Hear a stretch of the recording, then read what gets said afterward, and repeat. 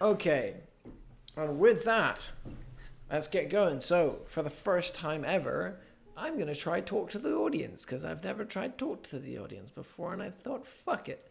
So, Yay! hi audience, if you're watching, any of you, thank you for watching. And a big thank you to the cast for doing an amazing case one. Because, yeah, it was pretty damn good. If you are continuing watching, we will be streaming this at some point. And with that, let's jump into the game. So, last time we left off, you guys had completed a long and rather arduous case. One that had you come face to face with one of your members' demons, someone of their past, and had forced you all to sort of go through a bit of, pain is the best way of putting it. By the time you came out the other side, you have all dealt with some shit, to put praise. You've come through some hurt. You've all been pretty damaged, apart from Elizabeth. And as you finish the rest of the case, dealing with Esper, Lemire, and her sister Lucia Lemire, you guys are in your pub. Well, Jasmine's pub, the King's Oath. As you stand there and talk over the events of the case you just experienced, the door comes shattering open, the panes in it exploding into hundreds of shards of glass that cascade onto the ground as a figure steps in. A short man, though he is rather much taller on very high heels that platforms that put him a good deal higher than he is. And as he comes into the space, standing there, he goes, "Hello there. My name is Gillian Gales. I'm looking for some murderers." And that is where we're going to pick off. So, who wants to do the monologue? Before that, can I just say something? Ned was on his Ned. I remember like the end of last session. Ned left like the bar. Can we say that he passed Gillian Oh Gale on yes. the way? As you left the pub, you would have literally walked out, turned left, and seen a rather bizarre scene of a man stepping outside of a car, not a limo, but like a fine car. Another figure was opening his door for him, and you watched as one incredibly high-heeled platform stepped out after the other as this luxurious man stepped outside. His long mustache perfectly combed into a coil, his beard sort of coiffed into a point, long black hair oiled and shined to a glimmer as he stepped outside of his car, nodded to you, smiled a half smile, and without... he extended his hands and the door of the King's Oath shattered open. And he stepped inside. Okay, cool. So, open a monologue, anyone? Who volunteers? I guess it's traditional. We always start with me volunteering. Do you want to volunteer? Okay.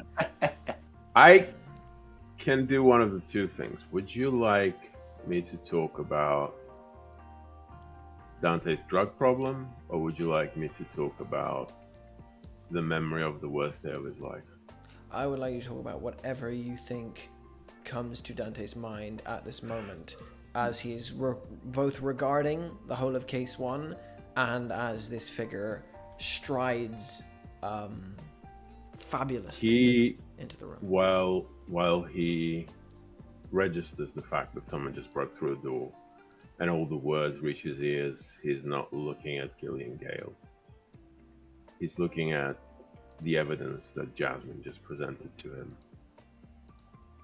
Standing at the table, back sort of half turned towards Gillian and the rest of the group at this point, I imagine. He remembers the words that Lucia told him, back in the Wicker Hound, uh, entwined in all her plants and going to sleep, she said that she didn't remember anything bad, that only good memories trickled down to her, and her sister got everything else. And Dante couldn't help but feel absolute pity for this woman, because that is a morbid curse, to not have any pain. There's a memory that plays in Dante's mind over and over, every minute of his life. Not only can he not stop it, but he makes himself remember it so he doesn't forget. They're walking down the usual road. Dante, a little hand in his wife, Faith, a little ways ahead. Vanessa, his daughter, is frowning. Dante being Dante, he knows exactly what's going on, but he doesn't start the conversation. He knows that some of her friends had sleepover and forgot to invite her. Faith says that she looks exactly like her father when she frowns. He can't help but smile. They get to the bus stop, sit down, and he tries his best to cheer her up. He does hand figures, silly faces. She doesn't like it. He knows she doesn't like it. He just wants to get a response. Once she says something about her friend Jenny and how she forgot, Dante leans in and asks, "What do we do when we find a problem we can't solve?" And she says, frowning even more because this is something Dante's been telling her time and time again. She says, "We step back and look at it from another angle." That's right. We step back and look at it from another angle. What's rule number one? Faith now also starts frowning. And she said, "I don't want to say it. Mum doesn't like it. Rule number one is we don't take shit from anyone." All right. What's rule number two? I don't know. Rule number two is Daddy loves you very much. It'll be fine. I promise. Everything will be fine. With that, he sends Faith and Vanessa on the bus and remembers that he still has a promise that he hasn't kept, that he fully intends to keep. It's back to the road, a little hand in his, the bus, the word, the promise, over and over and over. And we get back to the King's Oath, where he stands at the table regarding the evidence he just received. That's it. Well done. Fucking Nice. hell. Wow, that's a new standard right there. Yeah, I love it. Right. But yeah, Jasmine is going to acknowledge Gillian Gill as she says up, "Right, you're gonna have to pay for that," and walks towards the door where Gillian Gill is. Right. So, first of all, don't just walk into my pub yelling things about murderers, alright? Second of all, that door, that needs to be fixed. So, you and I are gonna have a little seat over there, and we're going to see how we're gonna handle this, alright? I'm terribly sorry. I didn't mean to. I just simply came in, and sometimes I'm Right. rather enthusiastic. You know how it is. Right, exactly, but I'm not gonna be able to repair that with simply apologies, You so... are the person I'm looking for there, aren't you? I You all are. And he looks past and he Don't- goes, one, two, good deal less than I was expecting, but, well, you're here. Right, I don't know what you're talking about, but I'm going to need to ask for your details. You can have my details right after all these very pleasant folk leave. As you're close to him, you can feel that the air around him swirls in a constant circular breeze, and it is very pleasant. It's like a warm, cool air filled with the scent of flowers and cut grass and the early smells of the scents of spring. And as he steps past you, this gust surrounding him, several of your patrons that are remaining sort of begin to go, your wife will be getting angry, and right, and they begin to stand and make their way for the door. Hold on. No need to listen to him. He's just some whack Didn't job. say anything. I didn't say anything. I will have your finest beer, please, and my doorman will tend to that door. Doorman. Right. Can I do something at this point? Yes. Dante, while still not looking at him, will put everything that he just received from Jasmine back into his pocket, turn around, and blatantly snap a picture of this guy on his phone. Take a picture of him. Yeah. Okay. You pull up your phone and you snap a picture of him. You look at the picture. Mm-hmm. You see a open door, no person on the picture, and a swirling sort of gust of air. Interesting. He looks at you and goes, my friend, that's a very rude thing to do, to snap a picture of me when I'm in an uncompromising position. So equally as rude as kicking in a door, or... I did not kick in any doors. Then I put the phone to my ear and I ring someone. And Dante says, yeah, he's here. Like you said he'd be. No, doesn't seem to have it. What do you need me to do?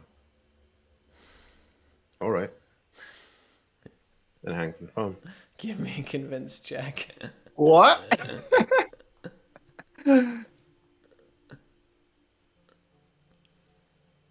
Convince or more of a sneak around, isn't it? Do you want to do sneak around? I'll allow sneak around. Yeah, it's like more fun. It's more fun consequences for you to deal with. I'll definitely allow a sneak around for this. Yeah. Makes sense. I only have really commanding presence for this. Just for, like, not being interrupted while I'm talking, basically. Shit. Don't have any help points. Can y'all hear? Okay, my mic stopped. I wanted to say, when he says doorman, Ned just shows up behind him like, what? And then that's it. What? All I wanted to say is when Gillian calls for doorman, Ned shows up behind him. Okay. Like Ned's supposed to be the doorman. Right. I rolled a 9. Okay. 9.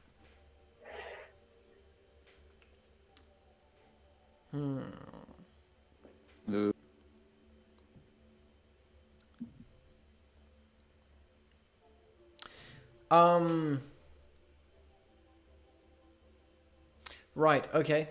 I've picked one of them. Cool. As you say this, he sort of looks to you and raises a quizzical eyebrow and goes, please, gentlemen, ladies, I'm simply here looking for some, well, Don't say it. help. Okay, that's better. And by help, I mean murderers. Murderers is next door. This is useful idiots. Oh, hold on. Don't be like that. My neighbors are lovely.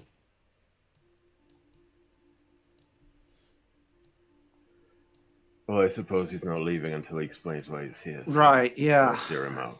Just explain what you need and then leave so that apparently my customers can come back because they seem to not be able to stand you as much as we. He stands there for a moment, sort of taking you all in, a little bit of confusion on his face, looking from person to person. He goes, all right. They'll never say Gillian's not a one for... What's the word? Doorman! And he shouts again. And there's still no silence. No doorman has appeared as of yet. Hello? Are you talking to He me? turns and he looks at you and he goes, are you looking for a job? Are you? I'm looking for an employee that does his job. Never mind. It's Clean up the glass over there. Repay Mrs. What's her name over here, and we'll see how we go from there. Anyway, as I was saying, You're not gonna get off that easily. wait, I mean, it's you who broke the door. I will repay I'm not gonna you. That's what I'm going to do.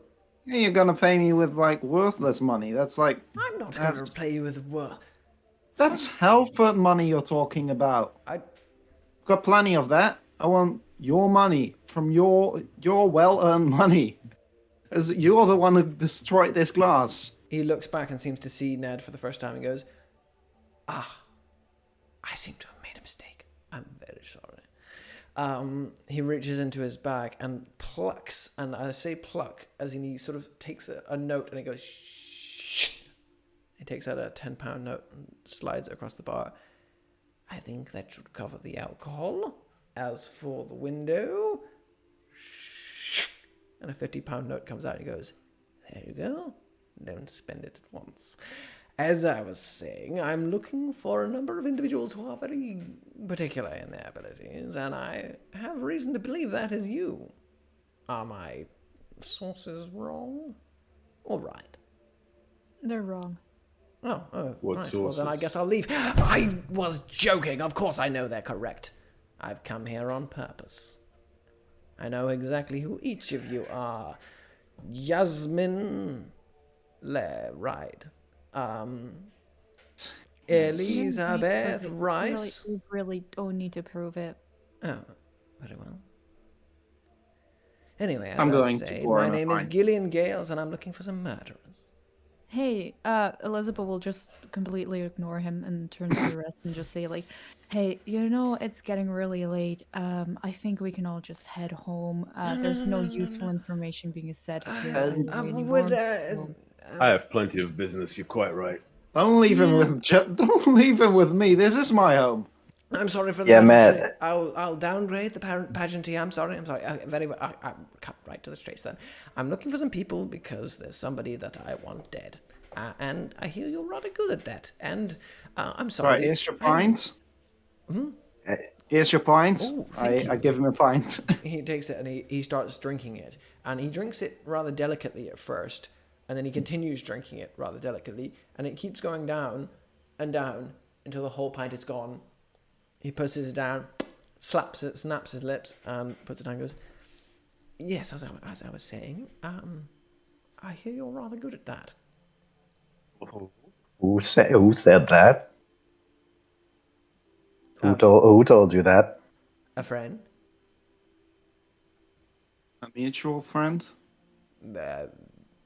I'm not sure. Elaborate. Elaborate on the specifics The of... friend. The friend? I can't elaborate on him, but I can elaborate on the specifics of why I was referred. I mean... You just did elaborate. You on killed Esper, him. didn't you? Very recently. Not Did we? really. A divine... You know, killed is such a flexible word. You know, You killed one of the higher members of the Order. That's nothing to sniff at. Fuck are you on about? She dead. I mean, you killed one of the court members. You've stepped right all over their plans and, well, shot the whole thing to shit. Aren't you a little bit curious about that? Never mind. You're good at what you do, and I'm willing to pay heftily. Heftily means Man. a lot. Yes, Man, I know what talk- heftily means. gotta be honest, man. Talking to you is like talking like into a mirror. Yeah, Why I can don't see how you talk think to your that. mirror? Hey, You seem like the type to do it as well, if I'm honest. Oh, yes, but it's the only way to guarantee an intelligent conversation. Oh wow. That's what Okay, I'm saying. let's cut that off right here, okay? She's gonna turn to Gillian and say, "Hey, I don't really care who sent you here, and I don't really care who you are. But if you're looking for murderers, I'm pretty sure you can still find some junkies around in some alleyway. You're not gonna find any murderers Can you here, please stop okay? So saying you're that wasting word? your time." Okay. Very sorry. Maybe I've made a misunderstanding. Maybe you aren't the ones who killed Espelamia, or should I say, Desti.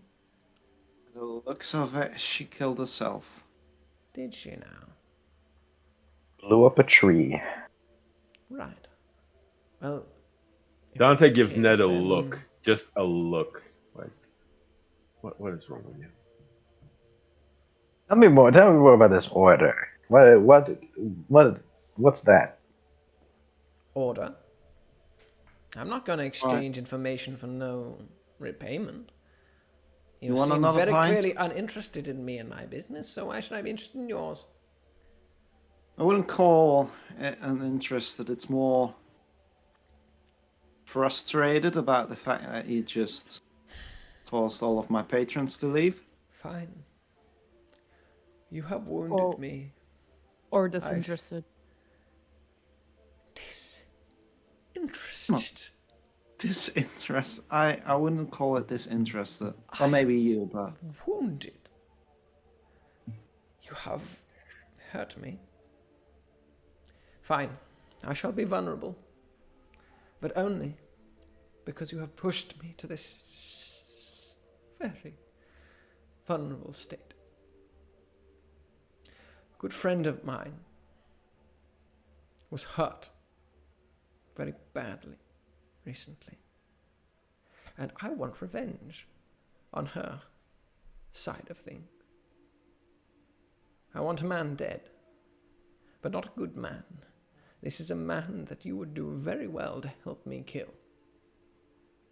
Now, I admit I'm talented and exceptional in many ways, but I'm good at getting away. I'm not good at confrontation. You help me with this, and I can help you with escaping notice, deceiving people who wish to find you, and remaining anonymous. For those are my skills. Please, I have nowhere else to turn. calling me makes no interested. sense. There, all of you receive a text into the phone that Ned has typed behind his back of Gillian Gale that says, "Maybe we can talk to his friend if we do this." Jasmine isn't looking at the phone, I'm afraid. Yeah, I'm sorry. She's in Your conversation. phones go No, off, but bar. Yeah, I'm just saying. I don't want to say it out loud, so I just texted it. It's appreciated, but we're not gonna check our text right now. Well, Dante asks him, "Your talents lie in remaining invisible and anonymous to the rest of the world, but the best you can find is us, people who don't even want the job you're offering." I have a bad reputation with people who are usually capable, or considered capable. The anonymous man has a reputation. Then why should we trust your talents to protect us? Because I'm very good at... Let me put it this way. Clearly Have any not. of you heard about me before? Yes. For example, No, you haven't. Have you? yes, I have. No, you haven't. Have you? No, you haven't. No, have you? No, Did you miss the phone I call? have. To be I mean, I heard the phone call, but... Look, Yeah, I'm Yeah, not sure that all their I have phones heard just about went. you. All their phones just went off. You're a very wanted man. What did you say, Elizabeth? I said, hey, I'm a shut-in, and even I have heard of you. He's sort of looking at all of you in real... You can see real panicked confusion on his face right now. Jasmine looks confused as well. We just put him in a logic chokehold, is what we do. Can't have, because if Why? because if you've heard of me, then I'd be dead. So you haven't heard of me, because otherwise I wouldn't be alive, and I am. So unless All right. I'm. Wait, Sorry, one moment. I'm quite confused. It's Mate, okay. you kicked in the door and blathered out your name. What about Yes, that but says people usually anonymous to forget you? my name. I haven't. But you will. Will I? Yes. I And if wrote I it want down. you to, In you'll fact, forget I'm my. going to He write clicks it his down a finger. lot of times. He clicks his fingers, and with that, Dante, you suddenly forget what his name is. Oh. Do I? You do. Can I resist You it? can resist this. Go for it. Oh, this might be great. What is it? Change the game? Am I changing the This game? is face danger. Face danger. Yeah. So the obvious one is doesn't miss a detail. Yeah. I am what I am.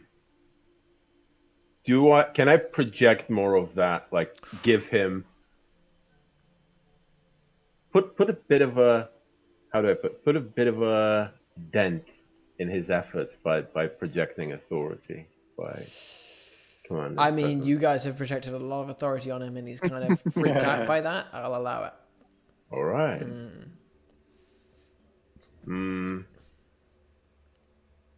Moral armor? Because I'm fucking right. You know, It's not moral though. It's but just it is correct. logical what I'm saying. It's to him, logical, though. but it's like not morally right. Yeah, but can I use logical analysis? You can use logical Is analysis, it- definitely. Yeah. All right. Okay. So that's a 3 power. Yes. Roll that. See where that gets you. I pressed it. It didn't Well, come through. Give Does it, come through? give it a moment. There you go. There you Okay, go. so that's a 9. 9. Right. So you're going to take the status forgetful, 3 minus 1, which comes down to 2. So you start trying to remember his name and start writing his name, and you manage to get to Gillian G. And the rest of his Okay. name completely comes past your mind. Do I take forgetful generally or just about his name? Just about his name. It's a temporary Okay. thing. It only counts for this one check. And as you write it out, and you forget the rest of the ending of his name, he sort of is watching you, confident, and as you begin to write Gillian, his eyebrows raise. You finish Gillian, his eyebrows raise higher, and he reaches the end of you. Start And then I writing put the G, thing in my pocket. and as you watch G, his eyebrows raise completely. The second you stop, you put your pen in your pocket, and he goes,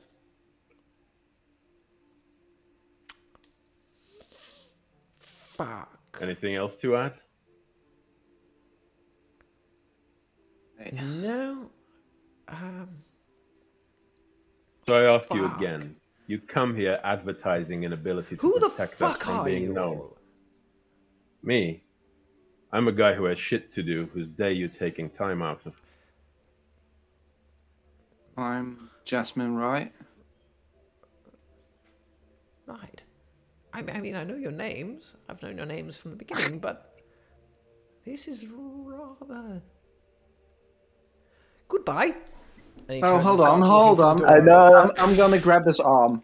Wait, as I'm you already walk behind him though, right? Yeah, he turns Yeah. and he says, "Excuse me, sorry," and he's gonna click his fingers in front of your face, Ned. I need you to make a face danger whilst. Can you give me? Yes. What do you want to try and Okay. do, Elizabeth? No, not Elizabeth. Jasmine. Jasmine. Yeah, Jasmine wants to grab his arm to keep him from walking away and convince him. Well, she's going to Convince try him? and grab his arm and say, "Hold on, we're not done yet. I still have to take down your details." Give me a convince check, please, Yes, Jasmine. I'm going to add pub owner because this Yep, is you're in the pub. yes the King's Oath pub. Yep. Police contacts. Well, no, that's about the contacts. That's not about the not business. gonna count. Yeah. Let's see. And a face danger net at the same time. Okay, wait. So, am I facing danger against something It's mentally? mental. It's mental. Yeah. Okay, I don't think I have anything that would help me. All right. I just have the +2, so here comes a convince, and that's a 10. Well, that's a fucking 10, right? Okay. Yeah. So, Oh. and Ned rolled a 5, right? So he Yeah. clicks his fingers in front of you, Ned, and the second he clicks it, you feel you draw in a breath, and the wonderful scent of lilies, and cut grass, and the summer comes wafting up your nose. And you forget what you're doing. You're like, this is relaxing. Who was I meant to be holding? And he's already gone. And once he's past you, Jasmine has grabbed his arm, and he turns around. Yeah. And Jasmine, you say this, and he stops, your hand on his arm, and you can see his fingers are up in the air, ready to click again, and he goes, I came here for a reason. Right. So let's have a talk over there. And she points back to the little office she's got for simple things, just taking in stock and stuff.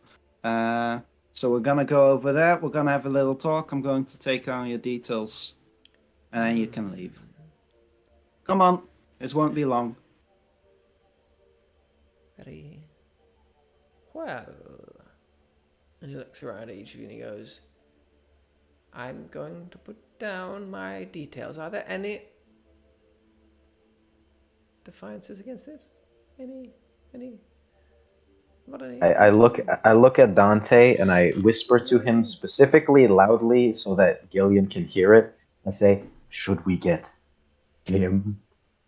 And I wink at Dante, trying to make it sound intimidating to Gillian. Dante has the most bored face on the planet, just shrugs and says, I don't give a fuck. You do what you want. Did you say him or Kim?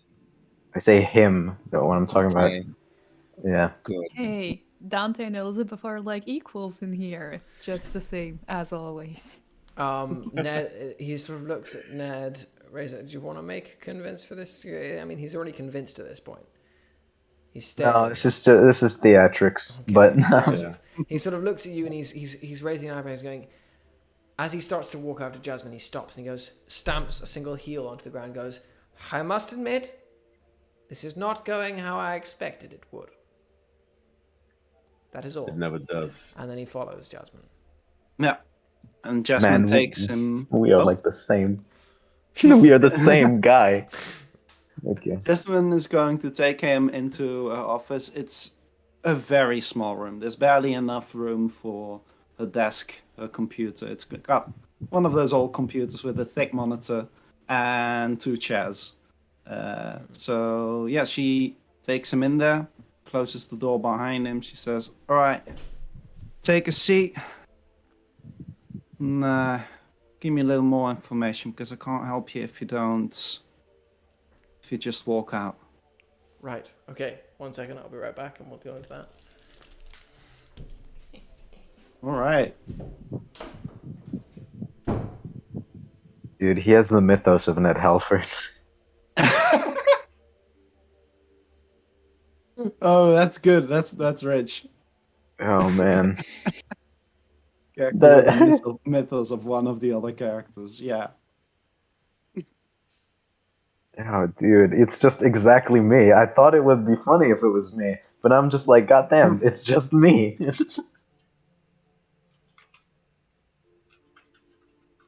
I hope there's a reason for me to get along with this character.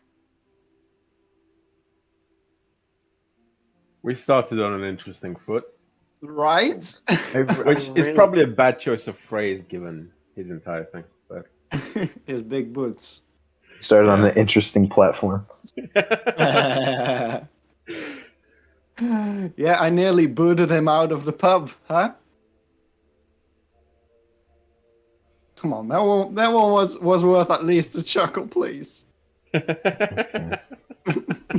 Sure, man. well, since you begged for it. Thank you. Yeah. All right. Okay. You sit opposite him, and the second he sits down, he sort of takes a moment to sort of flick his coat behind him, sits, puts one leg over the knee, leans Can I forward and say at this goes, point that I'll be in the doors because I'm like I know I'm bored with it, but I don't want to leave Jasmine alone with a guy who says I need a But she murder. did close the door, so Oh, yeah.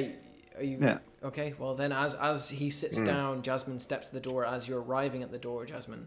As you're arriving at the door, Dante, and Jasmine begins to close the door in your face. I shake my head like leave it fucking open. I don't think that's a good idea. And she Don't you? closes it. I Oh, call man. Isadora. I'll let them do that first, but I do call. Okay, as you call Isadora, where are you when this phone rings late at night on a Monday night? I suppose I'm still at the same place, like I think it was a body of water near a statue. Just looking on. Body of water near a statue? I don't The, know. the ocean? No. A canal, maybe. I Do you know don't where you are? Or is remember Isadora any of lost? this. I mean, it's nighttime. It's like late at night. Would you not be in like your dorm office? Dude, Or, like, dorm is room? it? No, remember, because last session I described it? No, you didn't. Is the thing. You said you would Yeah. describe at the beginning of this session, but you didn't. Yeah. Oh, goddamn. We don't know. We don't have any idea where you are. Ah! How late at night is it? It's like roughly sort of 9 o'clock. That is not late at night by a student's imagination. So I suppose he's just somewhere near the pub, but not enough that it's intentional. Probably like, well, you said it's a very rivery or canally city with a Yeah. lot of bodies of water. So he's just looking on one of those, onto one of them. Okay. As your phone goes off, as it does, Isadora, back in the office, the door has closed shut. Gillian stands there, one leg folded over his knee, the heavy platform boots now evident for their deceptive height. He looks at you and goes,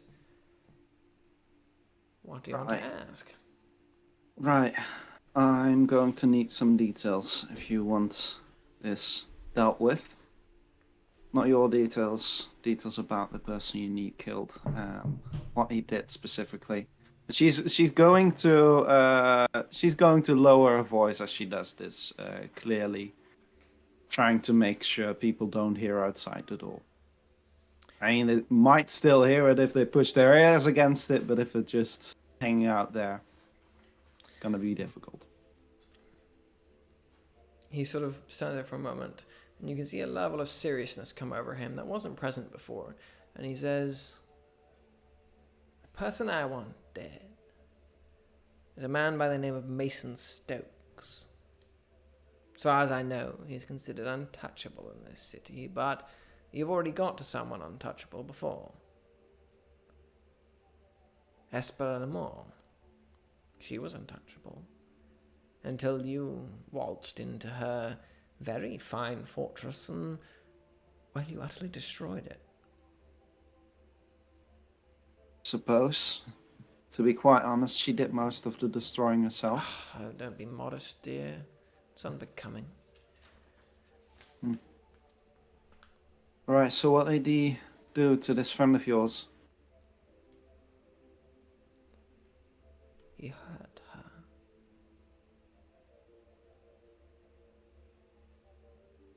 Care to elaborate? No, I don't think I do. Right. So this Mason Stokes, you got any idea where we can find him? Even if he's untouchable, I bet you at least know of any location that he visits every now and then. Now, that's a good question, and one I probably should have considered. Truth is, no. I don't know where he is. I simply know that he's very good at what he does, and that he turns up where he's needed. He's a bounty hunter, or a killer of sorts, from what I understand. Does he work for? I don't know. Do you know any of his previous targets? I know that he's well renowned, well feared, and that people don't like talking about him, which is why I have very little information. Right. Alright. I'll make it worth my while. What do you got to offer? Other than keeping me hidden from people I should be worried about, because honestly, I'm not that worried about that. You're new here. And by I mean here, I don't mean the city. I mean you're new to all this. And he watches Right. 2 little gusts of air swirl around his fingertips. He goes, this is all very fresh to you. And I must admit, you and your friends are capable, but we're living in the world of confusion now. You've jumped down the rabbit hole, and everything is not quite as it seems anymore. Now I am very good at staying hidden and staying out of the eyes of the predators that tend to stalk people like you and me. You've met with a couple of them already, I'm sure. Lucia was one of the more elegant of their sort. They are not all so pretty, I assure you. Many of them are very, very ugly indeed. What if I do want to be found by them? You have any ways of making that happen? I assure you, you don't. But if you want to be seen, well, have a look at me, darling. I'm very good at putting on a show. Right. Alright. I think we've got a deal then. Is there any way... Why are we talking alone? I've noticed them. They obviously don't want anything to do with this. You think you can handle this job on your own?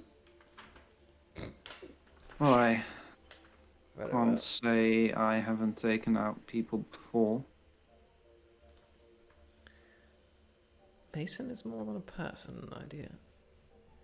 He's an animal. He stands and goes, well, our business is concluded then. If you have Hold any on. need of me, yes. One last question. Is there any way you can get Mason's eyes on me? On you. Right. Darling. If he is unfindable, it's easier to be found by him.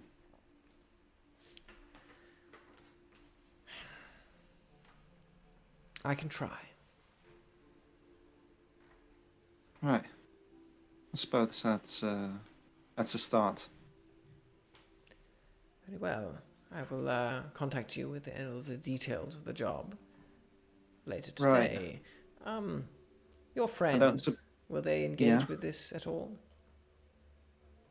Knowing them, they are kind of against the whole idea of killing people in general, no matter Bores. if they should be.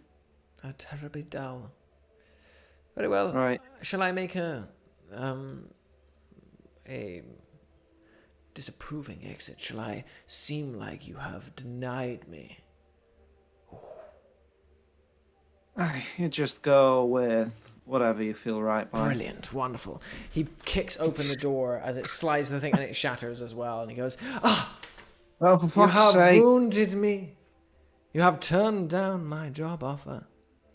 And he begins to stride through and he goes, farewell. You strange mercenaries who refuse jobs, farewell. You have Hold on. turned me down. And shall Another never 50 quid, please. Yeah, finish. Yeah. Are you leaving yet? Or I'm trying to do leave. you have- I'm trying to leave. But Okay, yeah, you're sorry. extending it somewhat. No, go ahead, please. Okay, thank you. You have seen the last of Gillian Gales. Goodbye. And he pulls the coat around him and turns and strides out of the door. As he's leaving, as he's like walking through the door, I just have my hand out, like 2 fingers with Ned's business card, give it to him. Take this. I might not remember your name, Buck, because I'm oh so forgetful, but I feel like you'll want this someday. He takes your business card, and as quick as he takes it, he slides another business card into your hand. You look at it as he steps out the door, and there's a single white piece of paper with the words, "You wish you would remember me." And it's gone. And he steps outside. I fucking My dear love. dude, I love and hate this guy at the same time. First thing as he is out of the door, I Lord. just turn to Dante and I say, "Also remember his name." Everyone, give me a face danger. Sorry, what did you say? As he Sorry, what walks did out the Elizabeth door. say? I said I still remember his name. Everyone. Do I have give to me face danger again? danger, Not you, let's Dante. Dante, you remember Gillian G. Yeah. What about me? Because was this memory forget the same one as he's doing now? This is a face danger now. This is a different thing. But I did a face danger before. Did you do? What did you do? Oh yeah, you failed. No, yeah. no, when he was leaving. So is that the you same failed. thing? You failed. Okay. I'm afraid, Ned, you can't remember anything about him. You can't remember. You can remember that he had a nice mustache, and that's about it. I feel like I've lost a dear friend. I'd like to add a slight paranoia since I am aware of what he can do. Yeah. And I think that's the only thing I can add in this case. So Jasmine, Jasmine, you don't need to take it because lovely. You're the one that he's intending to remember him because you've taken his job. Sweet. Elizabeth, can you roll for me? Oh, okay. You take a forget me too. So you are also able to remember Gillian, but you can't remember the G. You remember Gillian. Isadora, can you make one? Oh no, you haven't arrived yet at this point. Yeah. Wait. One detail that is important. I've told Isadora a lot about what's happening, right? So does he forget? So you type it out on your phone what did you exactly type to Isadora? What I imagined is I just called him an audio, right? And like You I called him while this was going on? I don't think Yeah. that would have been plausible. What do you mean? No, while Jasmine while the interview. Oh, while while the interview interview was going on. Yes. Yeah. Yeah. Okay. Yeah. No, Isadora, you do remember a call with Ned, but it's slightly blurry.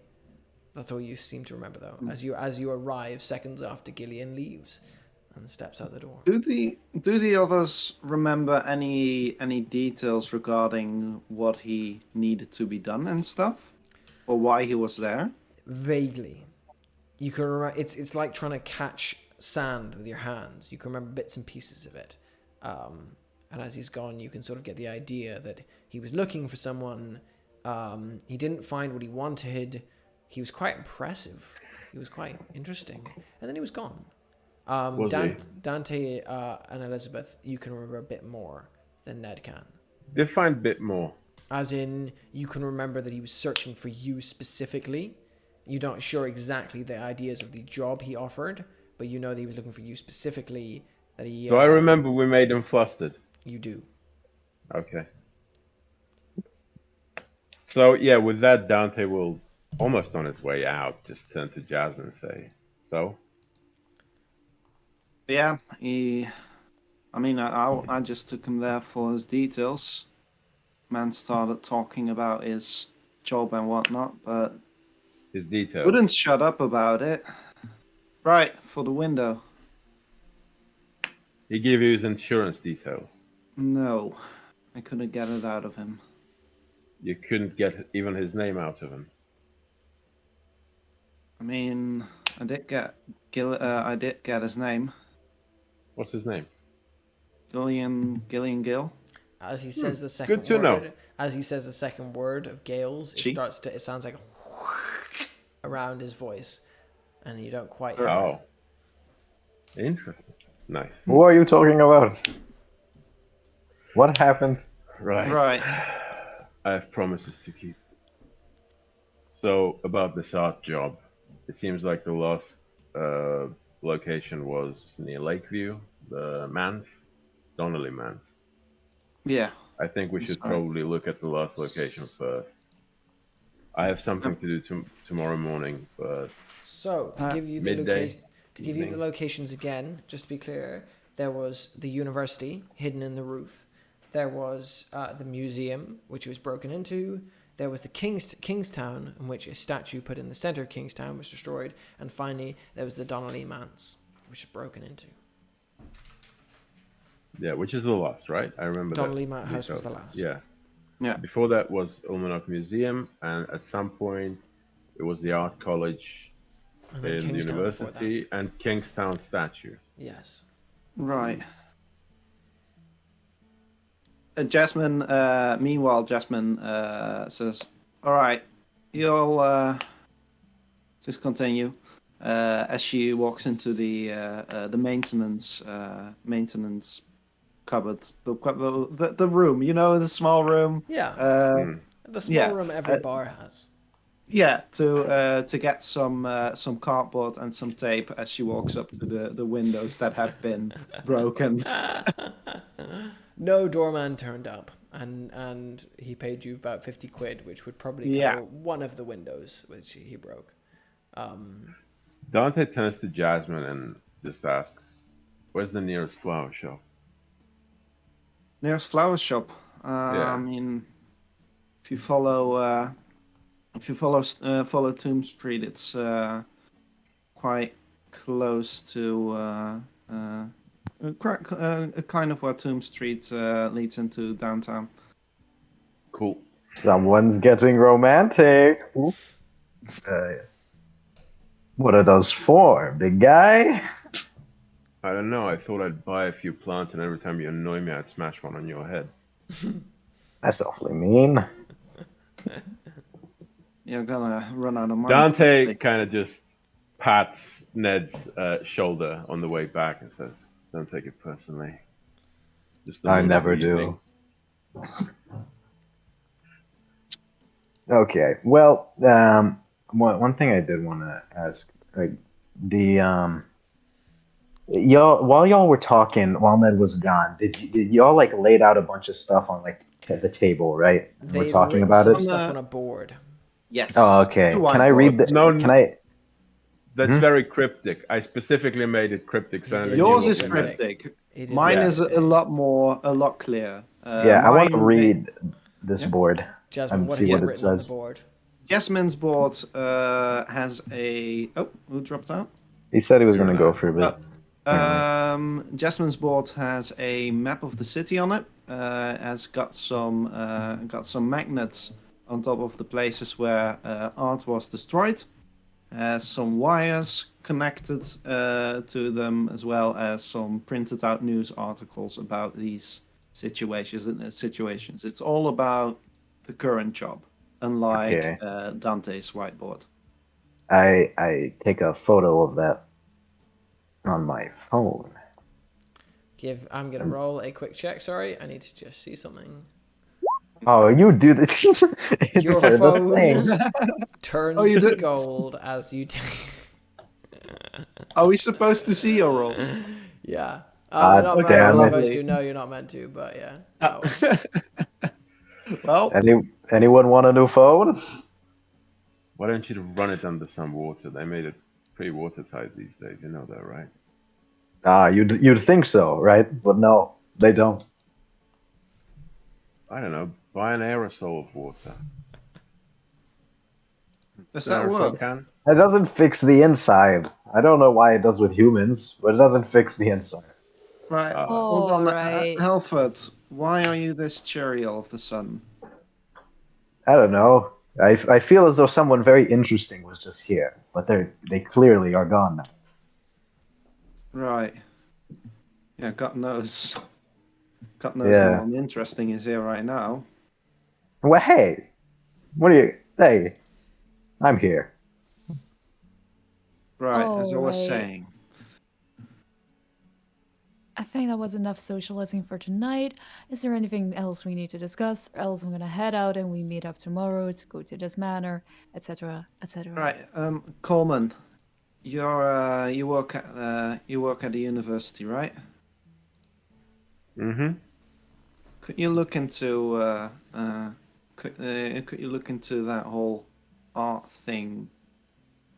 He has you this get a like chance. expression on his face, like, "Are you for real?" Just looks at Jasmine, then looks at Elizabeth, looks at Jasmine again, looks at Elizabeth, No, Elizabeth had no reaction to this. None Okay. at shrugs, all. says, "Yeah, I'll get around to it eventually." Hey, look, Okay. she can't help it that that y'all barely talk about your occupations. Okay. Wait.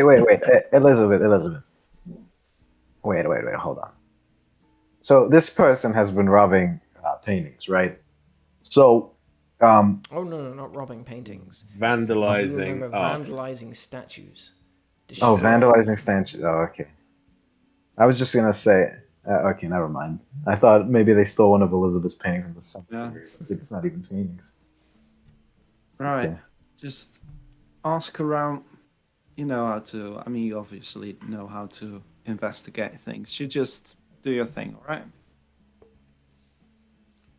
For anyone else interested, I'm planning on going to Donnelly Man's tomorrow.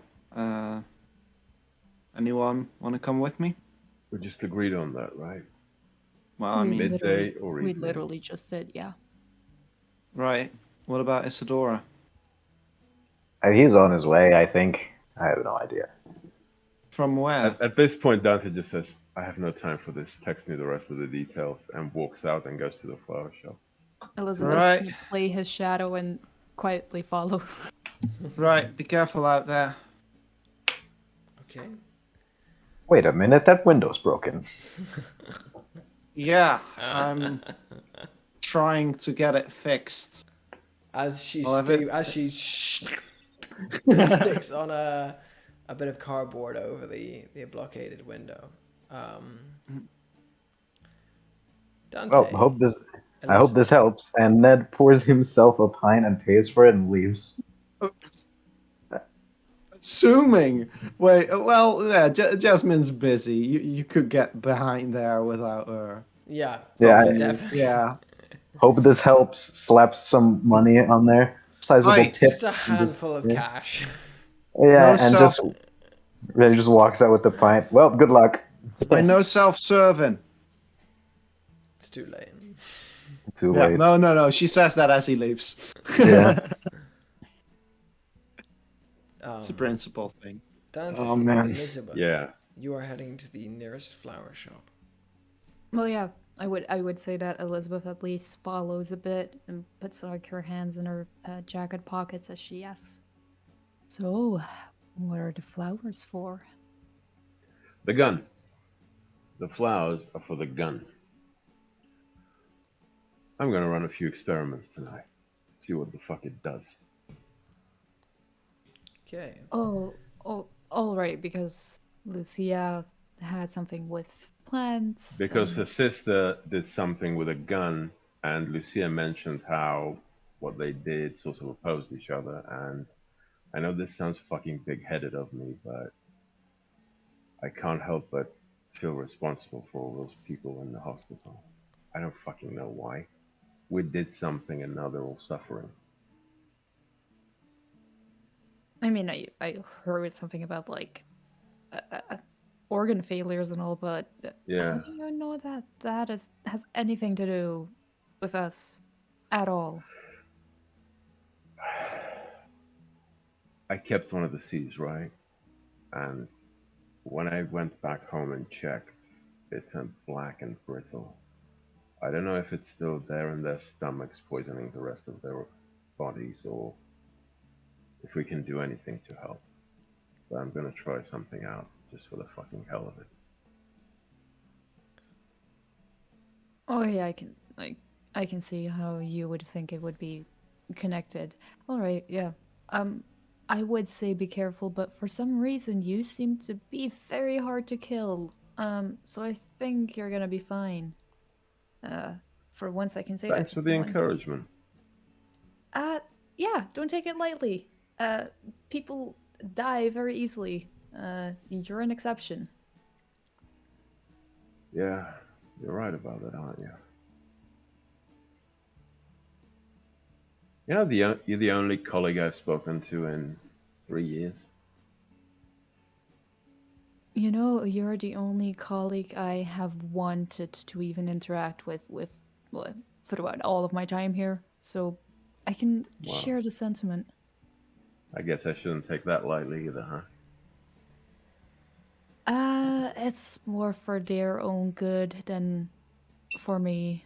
Oh yeah, same. I would punch them every day if it was otherwise. Not the same case as with me, but yeah, I think we can understand each other in that aspect. Yeah, yeah. Hmm. Anyway, what Jasmine said about the university roof, Yeah. I think we both know I can just look into that. I literally have to go there to teach class. Yeah. No argument from me. All right, yeah. You know my number if you need me to hold the step ladder or something. Other than that, I fully trust your capabilities. All right. Well, enjoy the flowers. And hey, just a thought from a housewife to you. When you're Hmm. getting flowers, get some for the doctor as well because she has been enduring I'm a not an heck idiot. of a lot. All right, good. Just thought I'd mentioned it. Just thought. Well done. I don't have to give you any more relationship advice. And then she like pauses for a bit and is like, yeah, catch you later. And then she leaves before she Uh, can hear anything yeah. back. When she says relationship advice, Dante's face gets kind of a bit serious. He puts his hands in his pocket and says, "Try not to lie to her too much. You know." It doesn't seem like Elizabeth heard it. Yeah. She's gone. Unless I she go ran. into the shop. It is it's drizzling at this point in the night. Yeah. Common thing. Summer's bright little tiny glimpse of sunlight has very quickly faded, and it's back to drizzling again as you arrive at the Reflection Flower Shop. A flower shop that is kind of simple looking, but simple in a good way, comforting, homely way. You step inside and you see flowers of all colours and brightness surrounding you, fresh and new, their scents swirling around this place. There's a woman behind the counter who looks nothing like a flower seller. She's got a typical gothic look to her, dark eyeliner, sort of choke around her neck with a pentagram, gothic clothing, but she looks invested as she sits sort of watching you come in, and she sees you come in and she goes, "Right there, what are you looking for?" Dante at first kind of looks at all the flowers and says,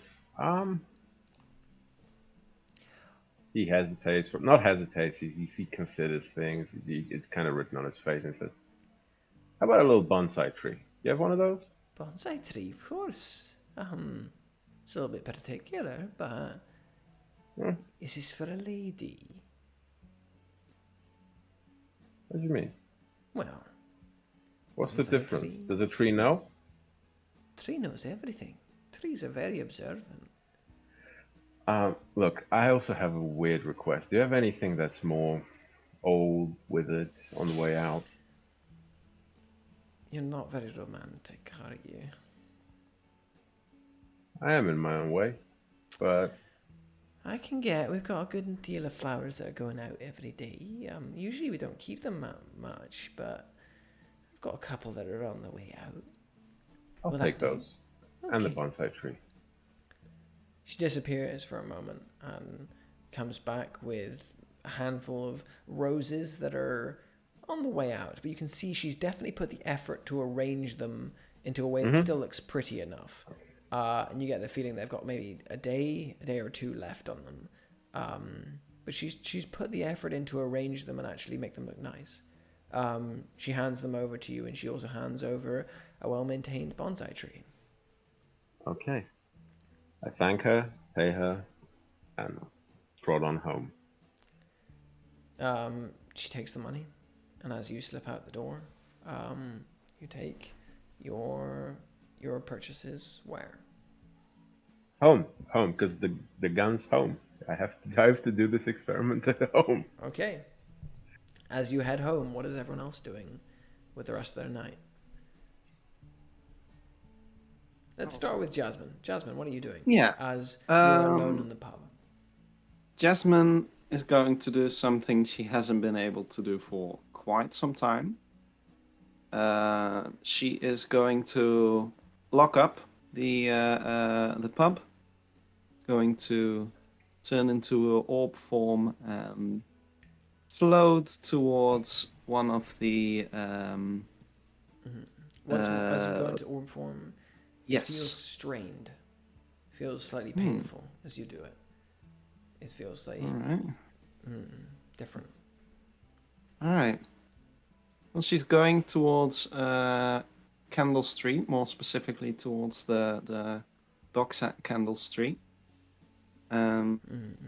She's going to float close to the water and keep an incorporeal eye out for any drunk people, any people alone, walking home, walking to the pub. Okay.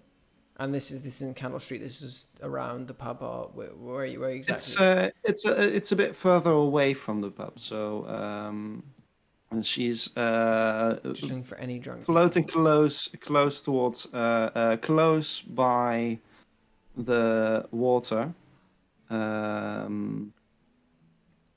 So yeah, it's gonna be in a little less crowded You area. see, after some time waiting, you see two people come around the corner, and you've never seen a pair of two more opposite-looking people. There's a tall-looking guy with dreadlocks on a white guy, which is a little bit doesn't really suit him that well, but he's rolling with it.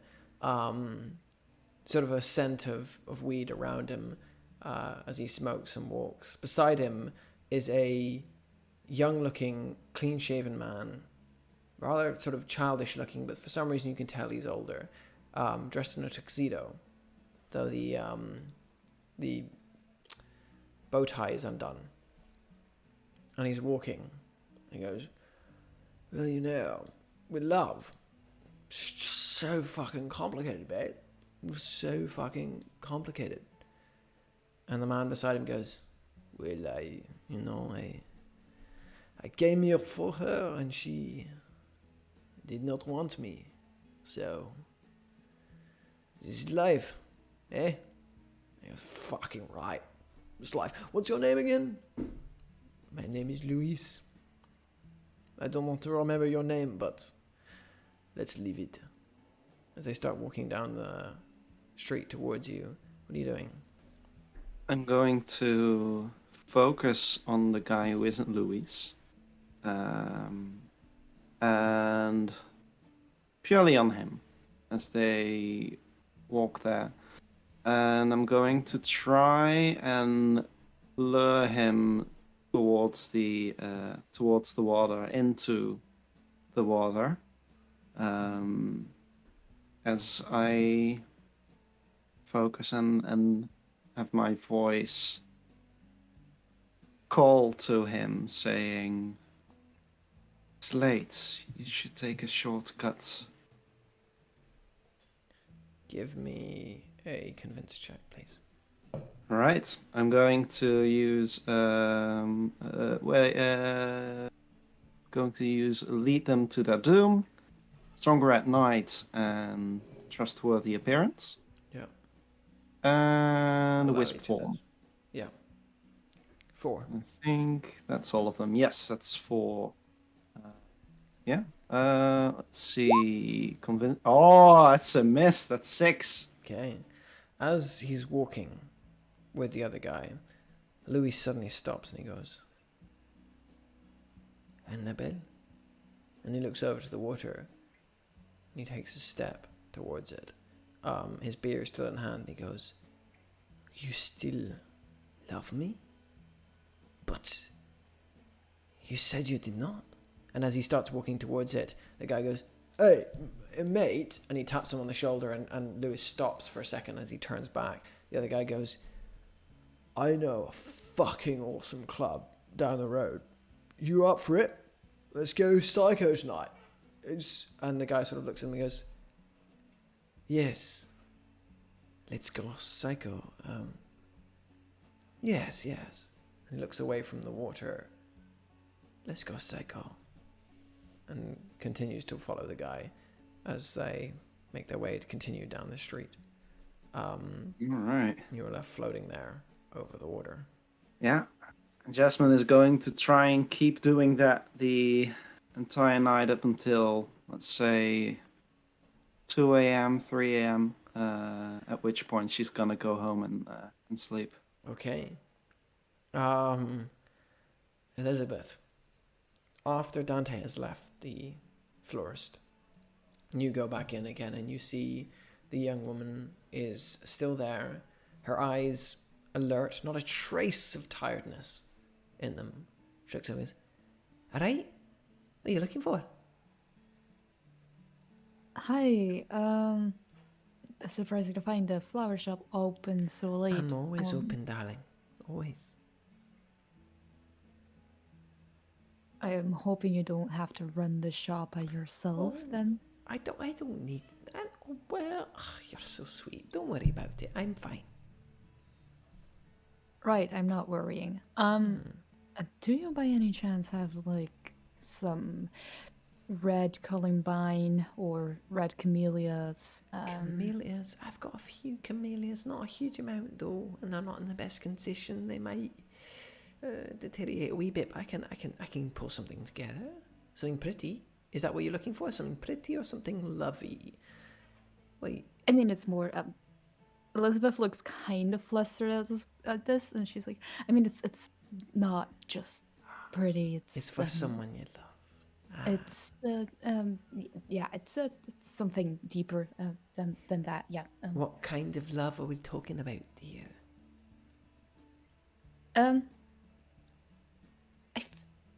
Is this a conversation you have with? It's very all of your important when it comes to customers? flowers. Is it a fast love, a fleeting, quick thing, or is it a sturdy love, strong one? Right. She like ponders on that for like a second. As she's She's like, go ahead. Yeah, keep going. she's like, what if it's neither of those? She steps round the counter. She takes your hands in hers and she goes, "What are you trying to say with this flowers? That's what flowers are all about. It's all about seeing something without seeing anything. What are you trying to say, darling?" All right. Elizabeth takes her hand out of hers and it's like, right. I'm just trying to convey that no matter what happens, there is this deep love. Yeah. No matter Right. what, like the future brings or stuff, it doesn't have to be a long-lasting love or anything like that. But it matters nonetheless. I see. That's a conundrum, but I'm a master of my craft. And she steps back around the counter, flicks her hair out of her face, and disappears behind the counter. A couple of minutes later, she comes out with an assortment of sort of lilies, which is interesting. Mixed in together, various colors. A couple of them are darker shade, almost black. But there's definitely also color in there. And as she passes it over, she goes, "There you go. Eternal love that must fade."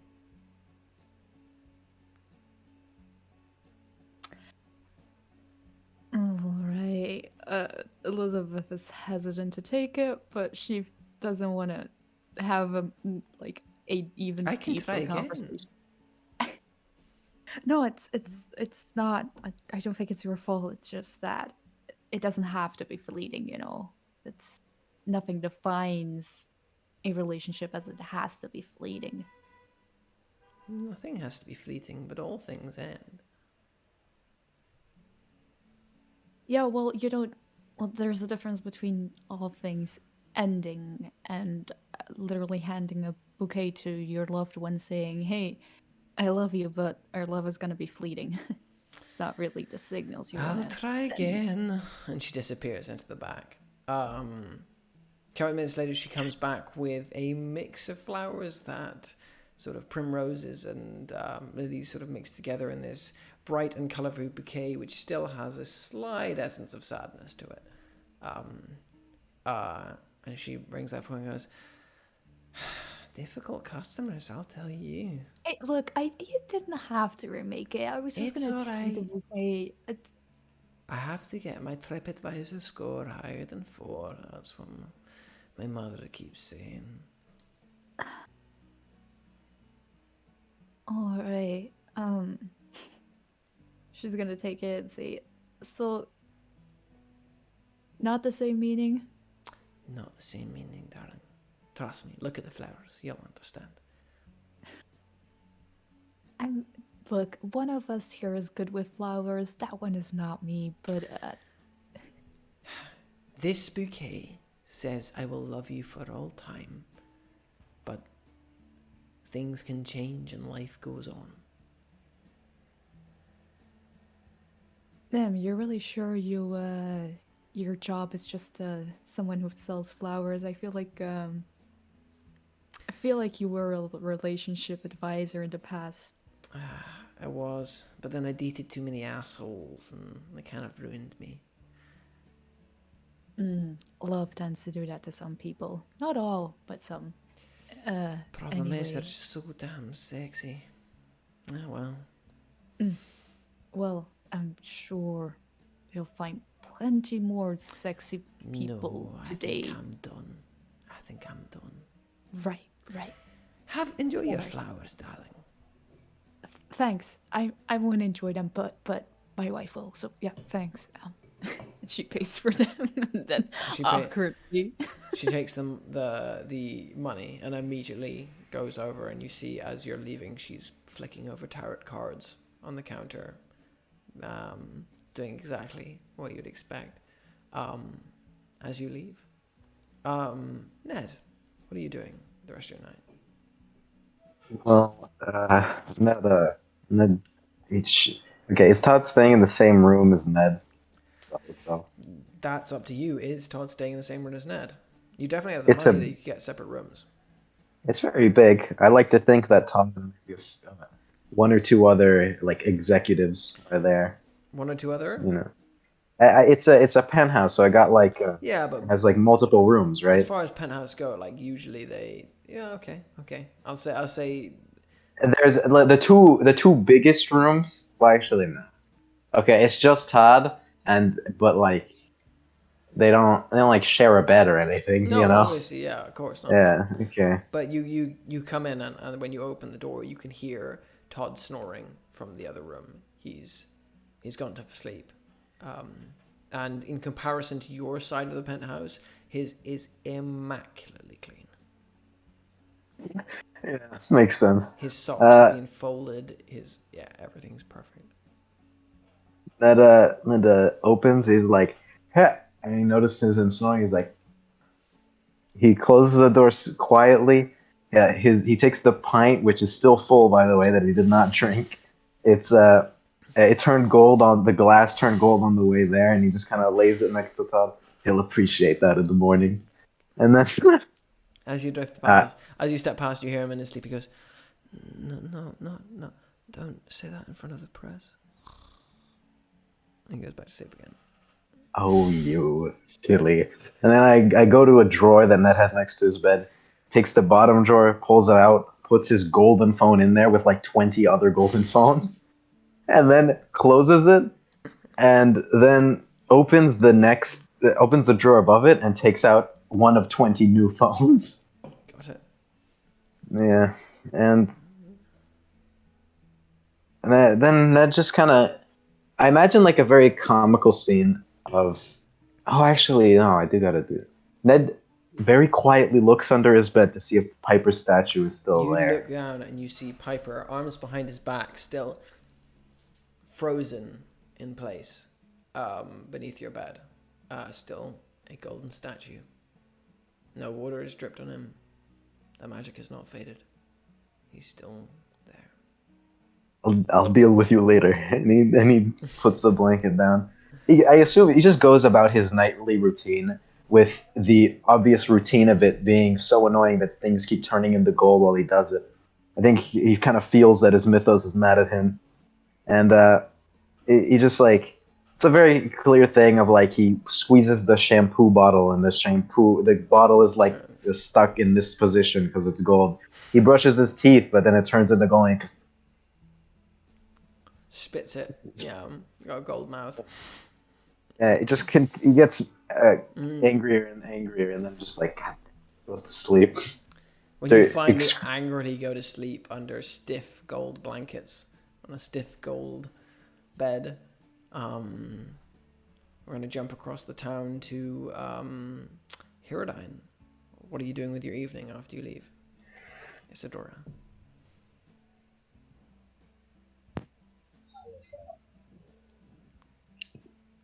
Isadora? Can you hear me? Yes, I can hear you now. I wish to go to the flower shop. The same flower shop? You didn't hear the Same conversation, flower though. shop. But I want it to be incidental, but Isadora would like to go to a flower shop. Okay, the nearest flower shop is this one. Okay. You push in the doorway, and as you do, you see that the owner is, as I said, a young-ish goth girl who is now leafing through a magazine as you come through, and she goes, "Oh, my, this is a busy night. What can I do for you?" I'd like a flower, please. A flower. Just one. If possible. You clearly do not like your loved one that much. It's What not. kind? It's for a different kind of love. It's for myself. She pauses, and then she looks at you and she goes, "Oh. Oh, of course. What kind of flower do you require?" Isadora looks and for once You're very quiet. Speak into the Oh. mic. There we go. for once it's clear. It, for, it's suddenly become clear that his smile isn't really fully there. It's more of a choice. And he simply says something to make me smile. Something to make you smile. Right. If possible, with a good smell. I'll find something. One moment. She dips He nods. into the back. And after some time, she comes out with not a flower, but a cactus in a pot. And she goes, "Now, hear me out. If there's one thing I know, it's about life's ability to go on. And this thing will literally never die. No matter how, you can water it once a bloody month and it will keep going. So, I guess this might be good to remind you that things go on." And she places the cactus and slides it across the counter. Because really, nothing ever really dies, does it?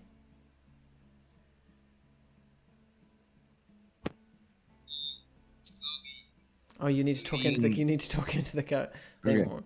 He Yeah. slowly leans and smells the cactus, being careful not to touch the spikes. It has a bright pink flower coming out of it. How does it smell? It smells nice. Smells. He smiles, pays for it, nods, and walks away. Does he take it with Cactus him? in hand. Okay. Yeah. You got to pay for that. He paid. I said. Okay. I said. She takes I the think, pay. She takes yeah, the pay I and she think goes, "If you kill that, you know where I am." he laughs at me. Okay. Chuckles. Where do you head after that? I believe he'll go back to his dorm, set the cactus on his desk, and just sit there Okay. looking at it. Okay. You watch it. As the rest of your night passes, Dante, you are crossing the street heading Yes. for... Where are you heading? Home. Heading for home? Okay. Yeah. You get home. What are you doing with the rest of your evening? I'd like to say that Dante's plans currently are investigate the flowers. He'll also do something tomorrow morning. Like, you don't have to do it in this session. I'm just saying, like, he will do this regardless. Because the biggest thing that this case did is shine light on the fact that Ullmanoch is not what he thought Ullmanoch was, which means things need to be reinvestigated. Things need to be looked into again. That's the biggest thing that Grace did, really. It wasn't the picture of Leslie and, you know, what he does now. He gets home, he As puts you the open the bonsai... door of Sorry. your apartment, there is a thick white letter sitting just pregnantly on your floor. Interesting. Okay. I set down the flowers, open the letter. Inside is, you can recognize it the second you pick up as the type of letter that is sent by the Ullmanoch Police Department. You open it and it says, Okay. "Dear Mr. Coleman, we would like to make you aware that we have reopened the case on your missing child."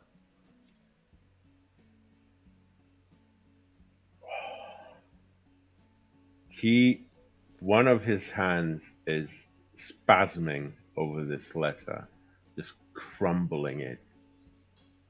The nearest glass that is under his hand just flies into a fucking wall. You just shatters. He doesn't even look at it. And through his teeth just says, "Get the fuck." Throws the thing away.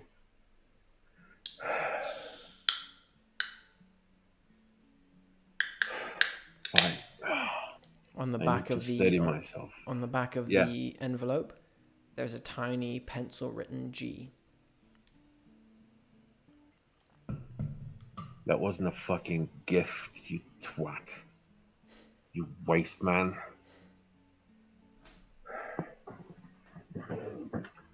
I'm going to try first to change the game to sort of center myself, because this experiment is going to need me to work with guns, which I don't usually do. Okay. Give me a change of the game. If that's what you want to do. Yeah, I'm going to use my expression on myself, basically. Just calm myself down. Okay. So, both of those tags. Okay. Oh, damn. On a roll that doesn't matter that much, I just rolled a 13. Lovely, right? I'm gonna reduce my spook to nothing. Yep. Just fuck that. Yep. And I'm gonna give myself a status of collected. I collect myself back into. So that was a roll of 13. You can definitely do that. You give yourself collected. You get rid of spooked. And then I'll take the bonsai tree. I just water it a little bit, to keep it alive until. And then I take the dead flowers.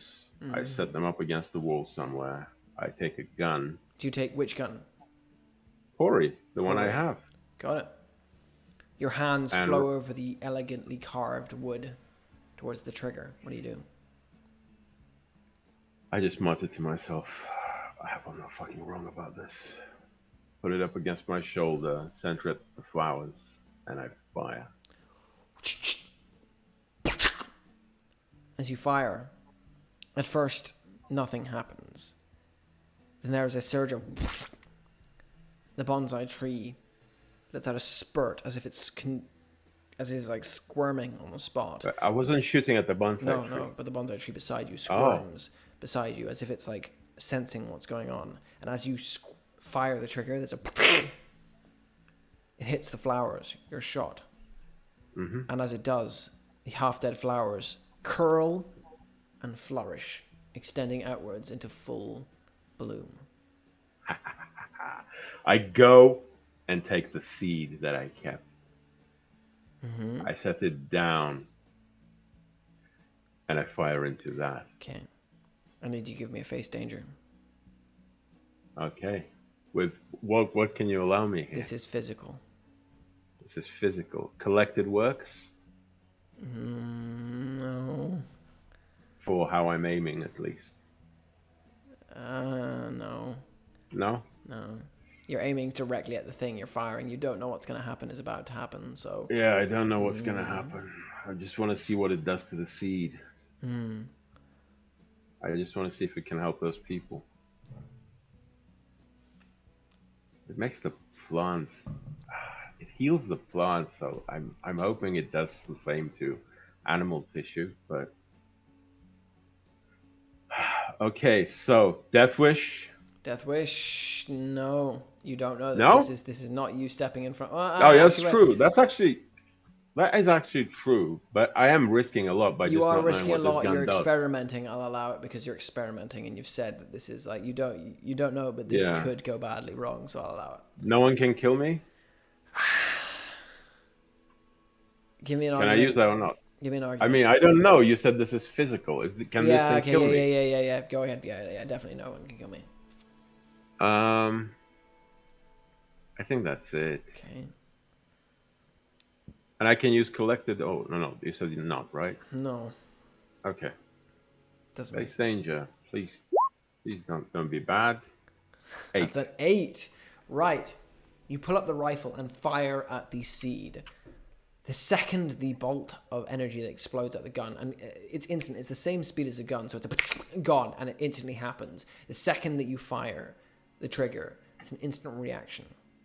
The bolt hits the seed, and there's a swirling of like bright light, then that bright light turns instantly black, and then there's a shattering noise, like a glass shattering. And extends outwards, and suddenly you are thrown off your feet. Shards of black glass embedded into your chest and down your arm. Okay. You begin to stand, your ears ringing from the sudden explosion that went off as the spikes in your arm melt and turn into black water that evaporates off your body and glides off your body. As you stand, you have taken a touched by death 1. Okay. Interesting. Do I get the same feeling I got? So I get the same feeling I got in the Exact theater, right? same. And as you stand, the seed is decimated. There is nothing left of it. Volatile reaction. Got it. Ah, shit. Right. So this Okay. doesn't help them. If I fire this at them, it'll be worse. As you do that, across the town, Elizabeth Weiss is arriving at her home, bouquet and flowers in hand as her car pulls up. The house is dark, and the one light turned up on upstairs. What do you do? Nothing out of the usual. So I will, as in, there's nothing strange happening, so I will just open the door and quietly put my keys there and then just make my way upstairs. You make your way upstairs, your feet thudding on the staircase as you step your way up. You step into your bedroom, and your wife, Alison, is there. She's lying in bed, book open, glasses on, reading. She sort of sees you come in, the book drops a little bit, and she looks over and she goes, "Oh, look who came back." This for me? Hey, Liebling. Yeah, I thought I was in the neighborhood, so I thought I'd pick you some. You seem to like the previous ones, so. Oh, honey. And she steps out of bed and moves towards you, taking the flowers and hugging you. What are you doing? Honestly, Elizabeth has had a bit too much of a socializing today. So she'll gladly give the flowers, offer to put them downstairs for Oh, her. they're beautiful. I gotta get them into water. Sorry, 1 second. And she darts downstairs to grab a jug to put them in. Oh, right, yeah. Sure. Then Elizabeth will do nothing else this evening and just get ready to get into bed with Allison because there is no reason to stay up anymore. She comes back So she'll up. just- She's put the flowers in a jug with water. She places them on the windowsill, adjusts them, sort of looks at them, does a little smile, clambers into bed, and curls up beside you, and the night passes. You two huddled together. You remember the darkness and the coldness of that place. Your hands extended as you held back darkness itself. I need everyone to give me a roll of a D100, please. Oh, wow. Okay. Oh, what's this? This is nothing. No tags. Just a roll of D100. To see if she paints you in her sleep. Nope. Okay. That's a 45 for me. That's a 94 for me. 60. 93, 60. Jasmine's currently the lowest. Is Isadora. low a Oh, good or is I bad don't thing? like this. I don't like this. Bad thing? It better don't be a know, bad do thing we? because I'm pretty high. Isadora? Yeah, it just forgot how to roll. Sorry? Forgot how to roll. Oh, /R space 1D100. Okay. Ned in character is mad that he did not get 100. Well, I'm even higher than Ned. I'm sorry, but you're not getting it, buddy. It's just like in game. Okay. Well, How funny do you know? Okay. enough, Elizabeth is the one who rolled the highest. Okay. Elizabeth, you drift off into sleep. And as darkness descends, darkness opens. You find yourself back in the theater, and it is flooded, and it is full of suffocating water. You walk through it, and though it is overflowing, you know that this place has been sealed by time. It will never change now. You have done something to it that will seal it forever. You step up its long staircase, the water sort of making you move slowly as you wade through it. Somehow you can breathe. There is something at the top of these stairs, something that is waiting for you. And you move through it. And as you do, you can see there is a faint black light at the top of the landing. You reach it and you step through, and you can see the stage, and all of the chairs are extended around you. A play is about to go on, a performance of sorts.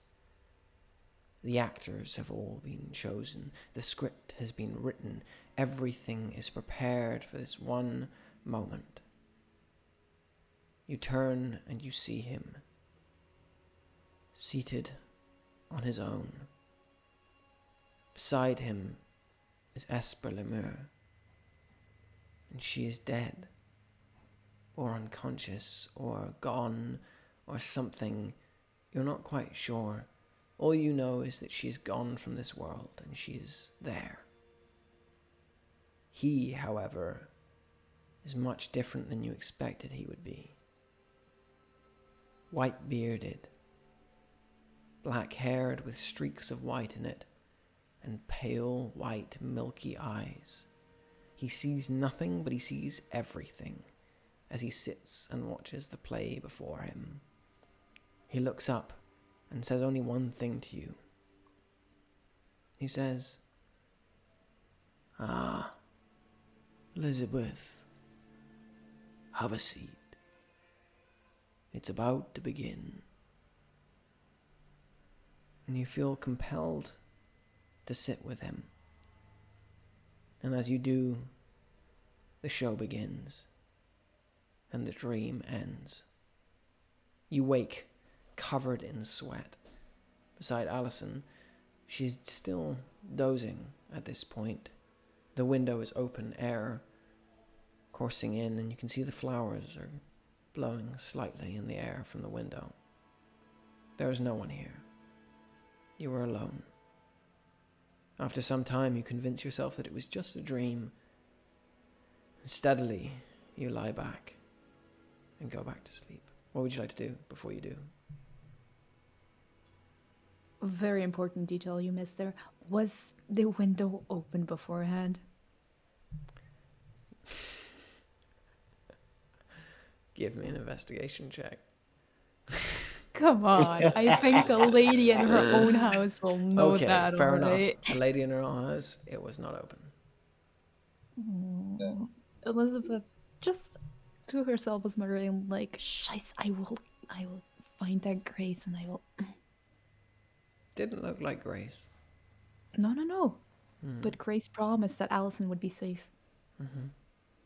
He did. As far as Elizabeth saw, our bedroom window is open right now. Yep. I Okay. think Elizabeth will just hug Allison a little bit closer before she tries to go back to sleep. Okay. And as you cuddle her closer, the night comes to an end, and morning comes. Each of you begin to wake on a sort of dull Ullmanoch morning. Thick blanket of clouds covering the sun once more as you begin to rise. What are you doing with the day? It is now Tuesday morning.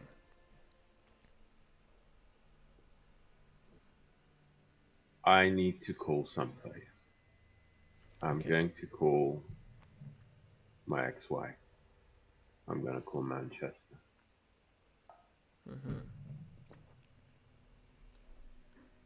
Okay. You call? Yeah.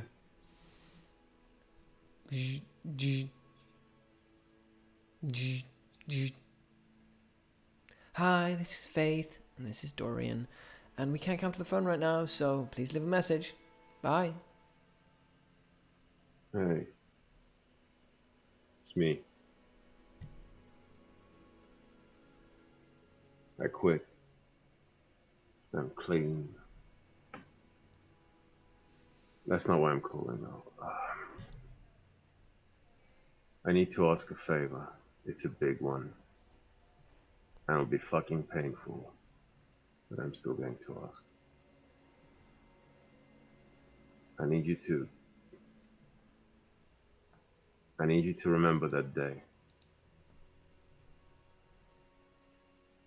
I put you both on a bus. And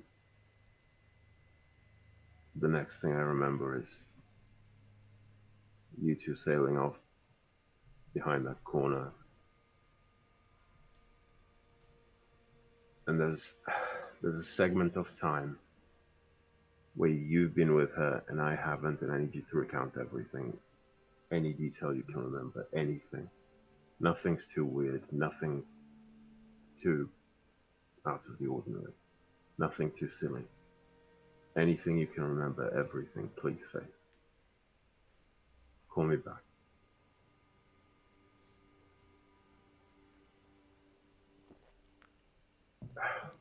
Just call me back. I hang the phone. Goes out.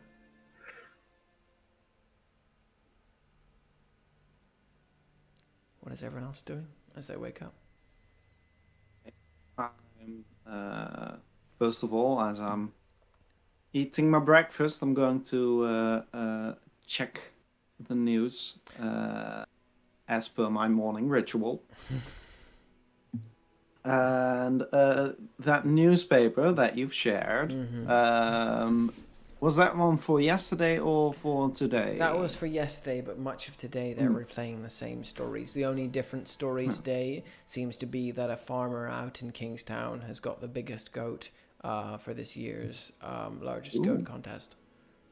Dope. And it's very impressive. Right, so Jasmine does read about Ned Halford then, I suppose. About his confusing announcement.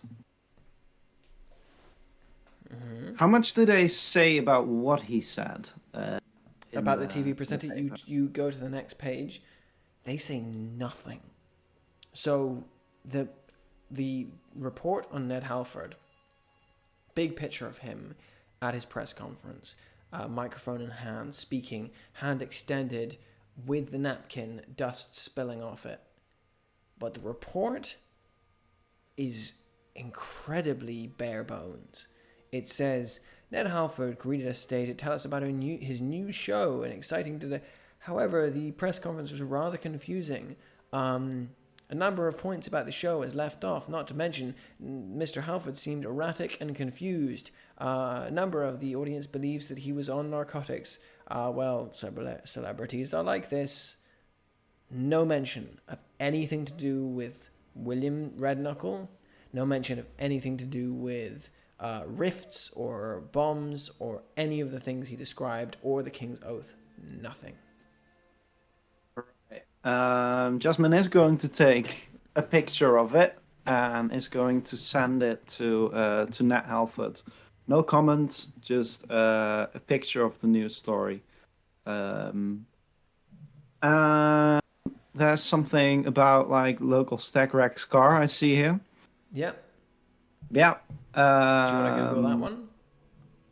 Well, yeah, I suppose. Okay. Yeah. You see pictures of a Citroen Picasso that has deep stag carve wounds in it.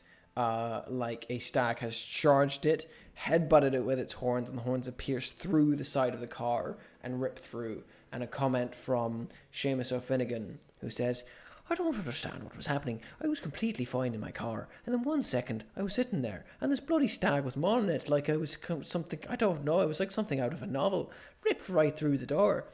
Anyway, I still like Wanderer, though I have to be honest, he's not my favourite stag anymore.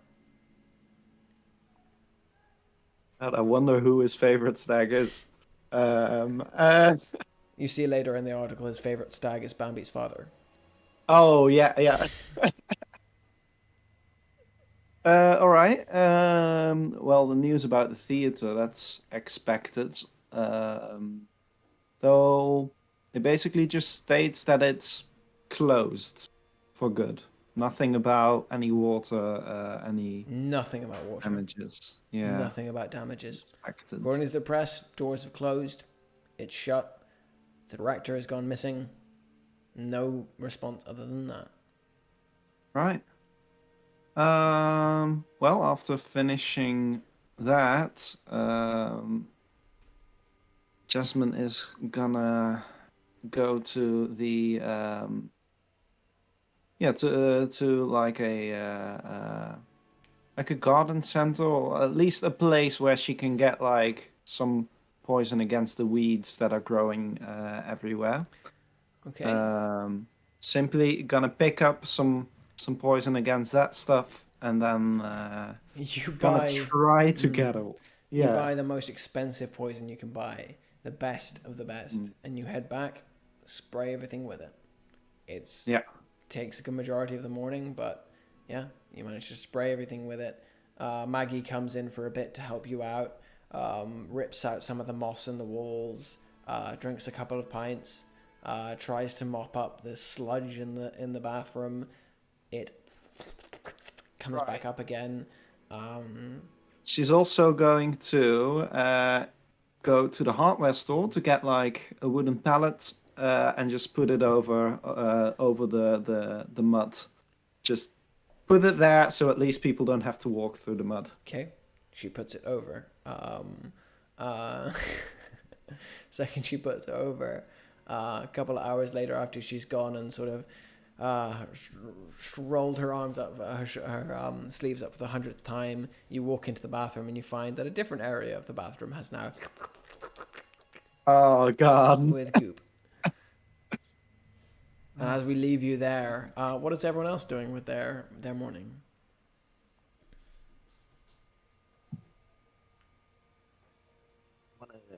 Flashback. Okay. Where are you? This is before Ned wakes up. From a story point of view, you must assume that this is a dream, but it is actually a flashback. Okay. So, camera, hands down. It's Ned and Todd sitting outside a movie star trailer. You know, they're sitting outside it, right in front of it, on like a small coffee table, and they got like lawn chairs pulled up. Todd is like smoking a big fat Cuban cigar, and Ned is smoking a regular cigarette, and they're both like visibly younger, and they're just talking, laughing, and then it's like, "Don't worry, man." What the fuck was that voice? Okay, sorry. It was like, "Don't worry, man. We'll get the pitch back. I'm sure they'll call us back. It's only been like I've no doubt, 5 weeks." mate. No doubt. Just don't worry about it. And then the phone rings as they're like having a good time. Not Todd just talks, gives like a bunch of responses for like 5 minutes, and then Ned gets the phone, and then he also is like, "Really? Now? It's like the afternoon. Yeah, we'll be right there. Of course, we accept." And then Ned tells Todd, "Grab your things. We gotta go now." Are you joking me? Is he serious? They want the show. They really like our pitch. Mate, I told you. I will always believe in you. I will always be there for you, mate. They high five each other. Todd runs in the movie star trailer to get like briefcases or some shit, and Ned sits on a motorcycle. Ned sits on the motorcycle and just kind of takes one last puff of his cigarette, and then it's just like in his hands, it just turns to gold, and he can't smoke anymore. It's like, that's weird. Why is that? And then Todd just shows up out the trailer. We gotta go. Let's hurry. And he's like, "Oh, yeah." And throws it to the side, and they speed off into the sunset. And There you go. Yeah.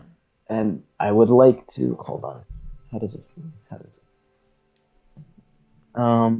I would like to use this flashback in order to gain. I can gain a clue, right? Yeah. Okay. So Okay, this is yeah. This is the first time Ned's mythos awakened, and I want to get the clue. The question for the clue will be, specifically for me, for my mythos. What do I have to do to unburn some of my power tags that have been burned? Which one? So I have three burnt right now. Oh no! All on the same. Over the time that okay. Okay. To let you know, since case 1 ended, all of case 1 tags have been unburned. Okay. Well, I that's did not know this. I also did. Yeah. Case 1, Okay. you're reset back to normal again.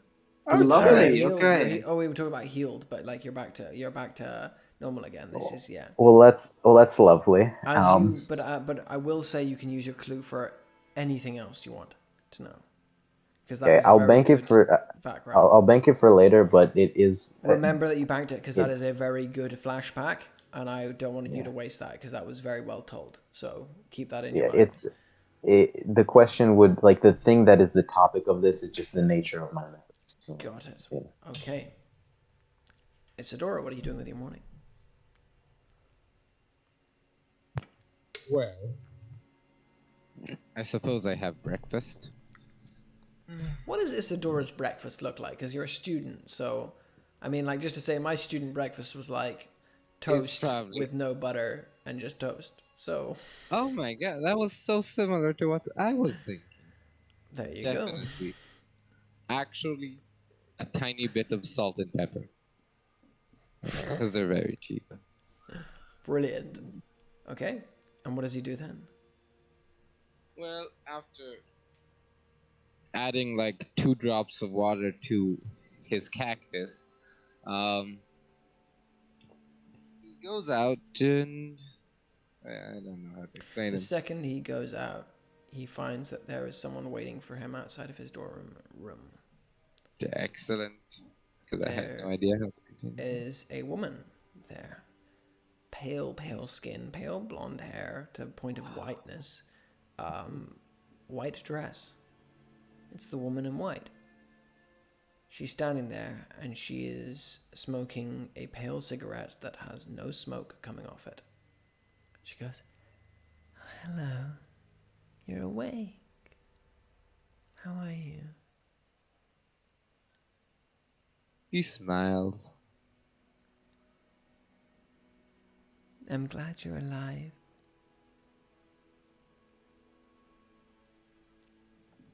Me too. "That was because of me, you know. I heard.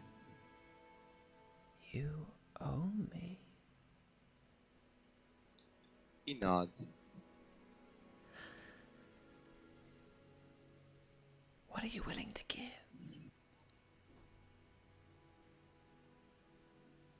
What am I allowed not to give? Thing is, you're not the one who really owes me. Your friend asked for your life, but I want to know how much his is worth to you.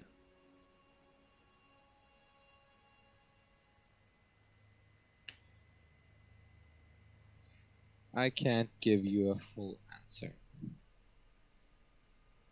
Interesting. Well then, for the meantime, I'll just ask for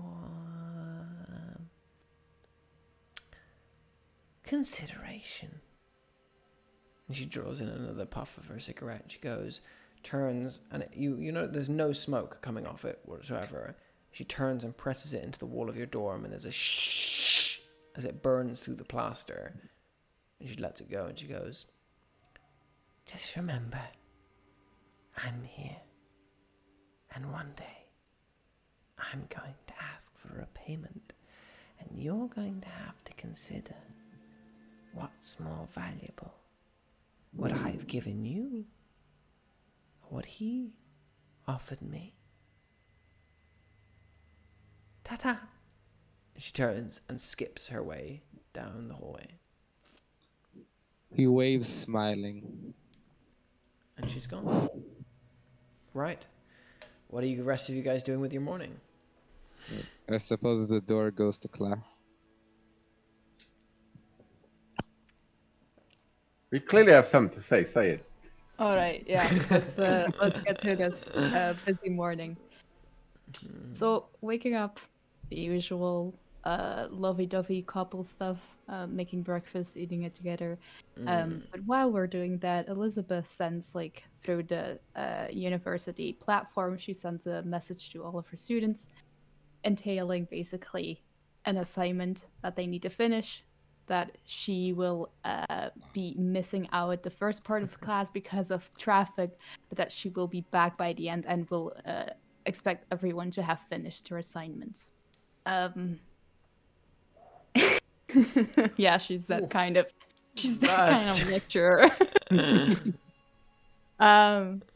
So she sends that and spends the rest of the morning like talking a bit to Allison and like nothing's wrong really. But she does and if she cannot find it, she will ask Allison if the little card on the previous bouquet of flowers was saved, because that, like for example, I saved those kinds of flower cards that people add to the flowers, but I don't know if that would have been saved. Honey, I'm sorry, I chucked it in the bin. I didn't know you needed it. Oh, don't worry about it. It was just a question. I was wondering because this time I didn't add one, and I just. That's fine. I mean, I thought the first one you added was a bit strange, to be honest. But I mean, it was sweet in a way. I'm not artistic, so I don't really get your riddles. But Well, I'm not skilled in medical things, so we both have our things. of course, Um, of course. No, don't worry about it. Honestly, it was just a question. In her head, Elizabeth would think if she can still get to like if they still have their like trash bag in the back, like to put out the trash if she can still been find at the car. least like a week now since that happened. It's long gone. Okay, but someone who doesn't give a shit in a household and someone who Yeah. has like a really busy schedule would it still be there? Oh. Do we like roll a die Roll to see me if a I'm D100. or not? This is an 80% chance it's gone. If you roll higher than 80, it's still there. Okay?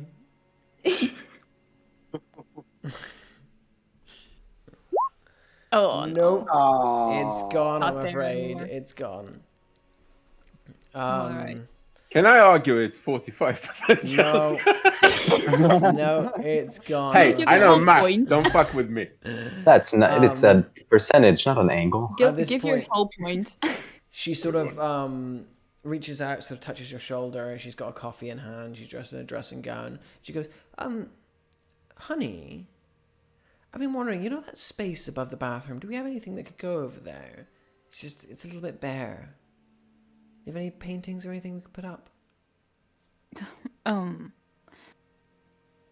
Just something to fill the area. I'm not good with art. Just anything, really. I don't mind. I mean, I'm sure I can find us something. I just Okay, don't fine. think You caught me. I went into your art room and You I did. saw something that was really. I thought it was nice, and I just thought maybe we could put it up. That's all. Just something. It's just. It would fill the space, you know. Elizabeth is like she's trying to feign like, oh yeah, really, but in her head she's like, is there anything in that room that is beautiful? Is there anything in that room that is like even remotely something you would want to hang in your bathroom? Like she's trying to, because in her mind all she can see is just black. She's like, right, yeah. What painting are you talking about? Oh, you know. I mean, you got a lot of your stuff. I don't get, and I love that you do it, and I'm so proud of you. I'm so proud of you. Don't But really get. there was one I kind of liked. It was like water, but it was black, but it was really nice. It was really evocative. So I thought I'd put it up in the bathroom. Oh, you If put it that's up. all Yeah, right. sure. No, that's perfectly fine. It's a calm thing.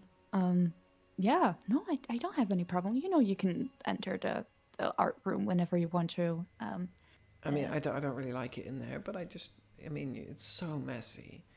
It's so messy in there, Elizabeth. It's really bad. I look, It's fine. I'll it's clean it. I'll It's I'll fine. clean it. You know. It's fine. You don't need to. I'm not bossing. I promise. It's fine. You can clean it whenever you want. It's fine. You don't need to clean it. It's your space. Yeah. Okay. Yeah. No, Saying no, could yeah. be, Yeah. Sure. It could be cleaned. Could be. That's all. It could. I totally get that, and I will look into it. Like, yeah, I'll do that if that makes you happy. Yeah. Okay. But no, the painting it's fine. Don't worry about it. Yeah. She sort of pats you on the shoulder and kisses your forehead and heads off. What the rest of you doing Alrighty. as you wake up? As you do your day? Yeah. So with that aside, no card, sadly enough. No card. So I'll have to do without. Elizabeth just takes her bag, takes her keys, and drives to the barber shop. Right. Okay. interesting. Who am I missing? Who's not done anything with their morning? Isadora's done. Ned, Ned, have you done yours? No, mine was a dream. I still haven't woken Okay. up yet. But Dante also hasn't. Yeah. Just the two of them. Yeah, who do you want to go first? You go first. All right. I'll go to school. I'll go Okay. to Vanessa's school. On the way there, Vanessa's school. Yes. Right. Okay. Where do you think it was? Yeah. I thought you meant I want- university. I thought you meant. No, I want to reinvestigate everything. with Lecturing? fresh- Hell Yeah. no. with How's fresh- that? Who even does Who their does job? their job? Fuck that. They have their assignment. I told them to prove a theorem. They're still on it. Man, y'all are the worst teachers. No, and I'll prove otherwise. With math. With math, yes.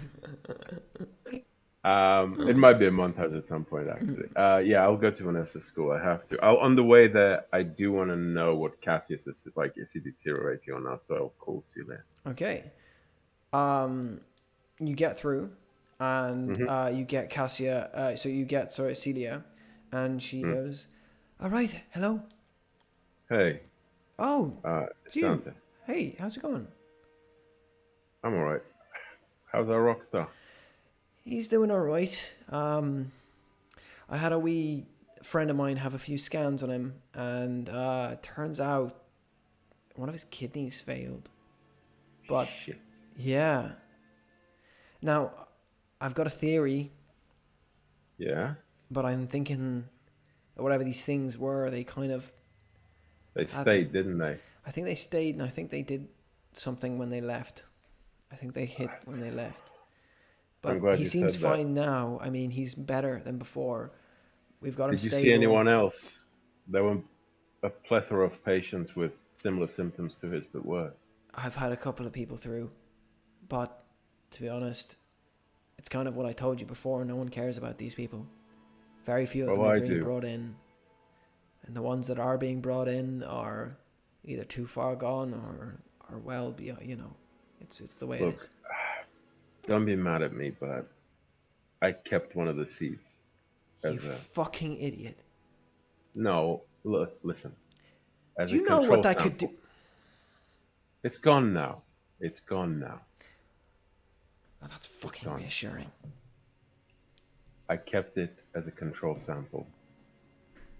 I looked at it after we did what we did in the asphodel, Right. and it turned black, brittle, rotten. I think those things are still inside them, Celia. I think they're poisoning the rest of their bodies. Maybe you're right. I think I've had a really good look at Cassius though, and there's nothing in him now. He's fine. He's getting by. He's not healthy. I mean, he needs to fucking stop drinking like right now, but he's all right. How do we convince the rest of them, or the doctors, that the rest of them also need some sort of intervention? Okay, I'm gonna say this once. Everything you are in right now, and I know it's crazy, and I know this is new for you and your mates, but everything you're in, none of it makes sense to people that aren't like us. You know, I the know. amount of times That's I've why I'm tried to asking your explain advice. I've tried to explain my powers to Cassius. He thinks I'm just stabbing my friends with an injection when I use my pen. He doesn't understand any of it. I've noticed. So, you want my answer? Seriously? There's nothing. For the normal people out there, there's nothing. We just have to do what we can and we get by. That's all we do, we get by. I don't accept that. Maybe we concoct a story. Maybe we lie to them. Maybe we say there is something Don't fucking inside. you saw your friend on the TV, didn't you? Not really, no. Go online. Have a look at his interview. Have a look at what happens when he says something that's the truth and how it changes. Talk to someone else who's not like one of us and ask them what they saw. Guarantee you it'll be different than what we saw. There must be something. Missing an angle. There must be something. You figure that out. I'm just going to keep doing what I do best. Yeah, I don't blame you. You need to slow down.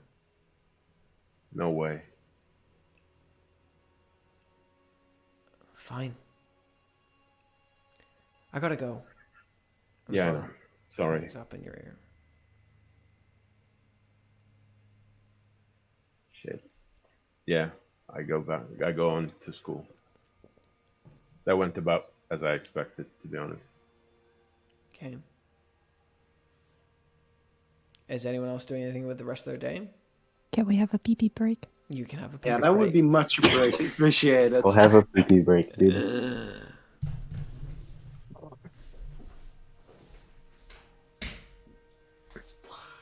It's such a slow burn of a session, dude. Like the music fits so much.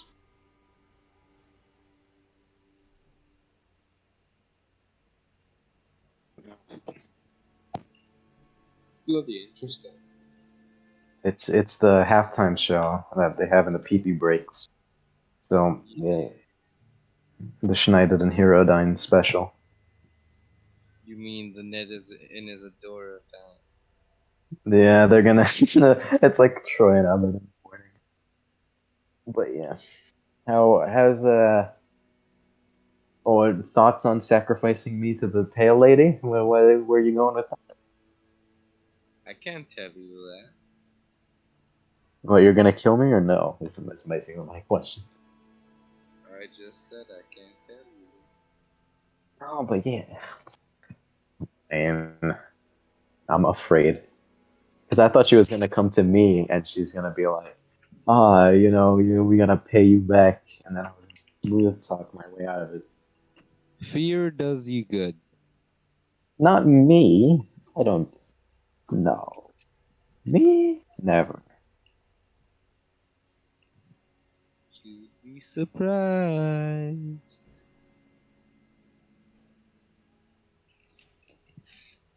When that They cold always brew are. hit. Dude, I'm seriously like so confused by what the fuck Isadora is. He's such a confusing character. Good. No, it's like it's good, but it's like you're like he's in front of a body of water at midnight. Like what the fuck? What does that mean? Literally looking at a body of water. Just staring at the lake. It's a canal or something. I'm not good with naming bodies of water. It's a canal, yeah, by the looks of it. Yeah, it's a canal. Or a river. So I You're am muted, good with Mats. bodies of water. Actually, it's more of an aquifer if you really think about it. Can I ask something? Yes.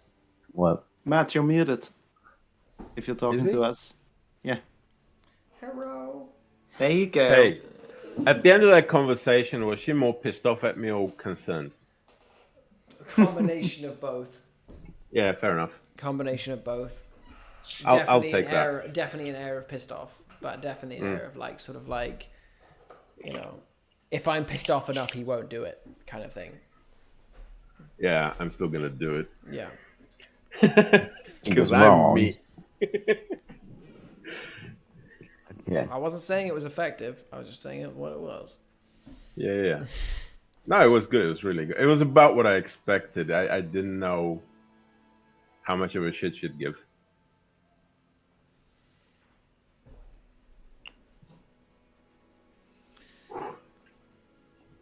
I would be wary of love lives in this game. Jasmine's Oh, yeah. already had one that's died. Oh, yeah. Oh, That wow. is To such call a that a l- love life, that's very Elizabeth's- premature. Whew, yeah, fair enough. More like a love More death. like It a was one- passing attraction. Exactly. It was a crush. It was a crush. And you know what? You could have saved her. Well, hey, let's just say that Jasmine I'm joking. isn't all that You might stoked about it Well, you anymore. say you're anyways. joking. Hey, you say you're joking, but no, it's like, turns out that woman was probably like twice her age at least. So, hey, Yeah, it's a Twilight that's thing. the bullet there, right? It's a Twilight Yeah, I thing. can't Yeah. I can't wait for the eventual sting operation where Ned just sits there completely golden waiting for someone to try and kill him because it's an art piece. Oh, that would be great. That would be lovely. Terrific. Oh my god. That is You've been actually- thinking about this clearly. Oh god. Please do make make Oh, any justice it to didn't someone- even. Oh, it's Yeah, so Dude, good. someone is- someone shows up with like an axe to try and behead him, and But he's just what like, if we "Aha, find got you, out? bitch." From what it sounds, it's like historical artifact or something. Although I don't know. We don't know how old the statue of the king is. For Yeah. all we know, it's a recent one. For all we know, it's like a recent. Here's a statue of a king. That I just built can it be- myself. Yeah, exactly. We could also have it that we Staying don't up for it. Yeah. Oh, good shit. just like in the middle of a park at night, just like it's me. Well, that's me. What if, right? What if this vandal is targeting like a specific kind of figure? Like they're looking for someone majestic, and then they don't find Ned majestic enough. Yeah. Would you be really offended? Yeah. Oh, that was rubbish. We're not gonna ruin that one. Well, that depends on if that's why. If they only like take art pieces that they really like, and they're gonna walk right past Ned with like a chainsaw in there, and he's just gonna be like, "What the fuck, man?" Yeah. Yes. It's gonna turn back into flesh and blood and be like, "Oh, come on, look at me." I've been here for hours. One of I'm them just reaches like, "Ah." one of them reaches forward to like carve up Ned, and was like, "Wait, mate, that's fucking shit. It's not even good art. It's like fucking terrible." It's like, Hey, fuck you. all right. They got his nose wrong. It's all crooked. Yeah, it's all crooked. Looks like he's been punched Your- in the face a your couple of nose- times. Your nose is about to be crooked, boy. Okay, God, that would be lovely. so it is the end of the mornings. You have fulfilled Right. what Wait, you I gotta do a morning, dude. What- You gotta do a Ned, morning. All right, yeah. Ned Yeah. hasn't done the morning. Yeah. Yeah. he, No, he wakes up classic Sleeping Beauty style.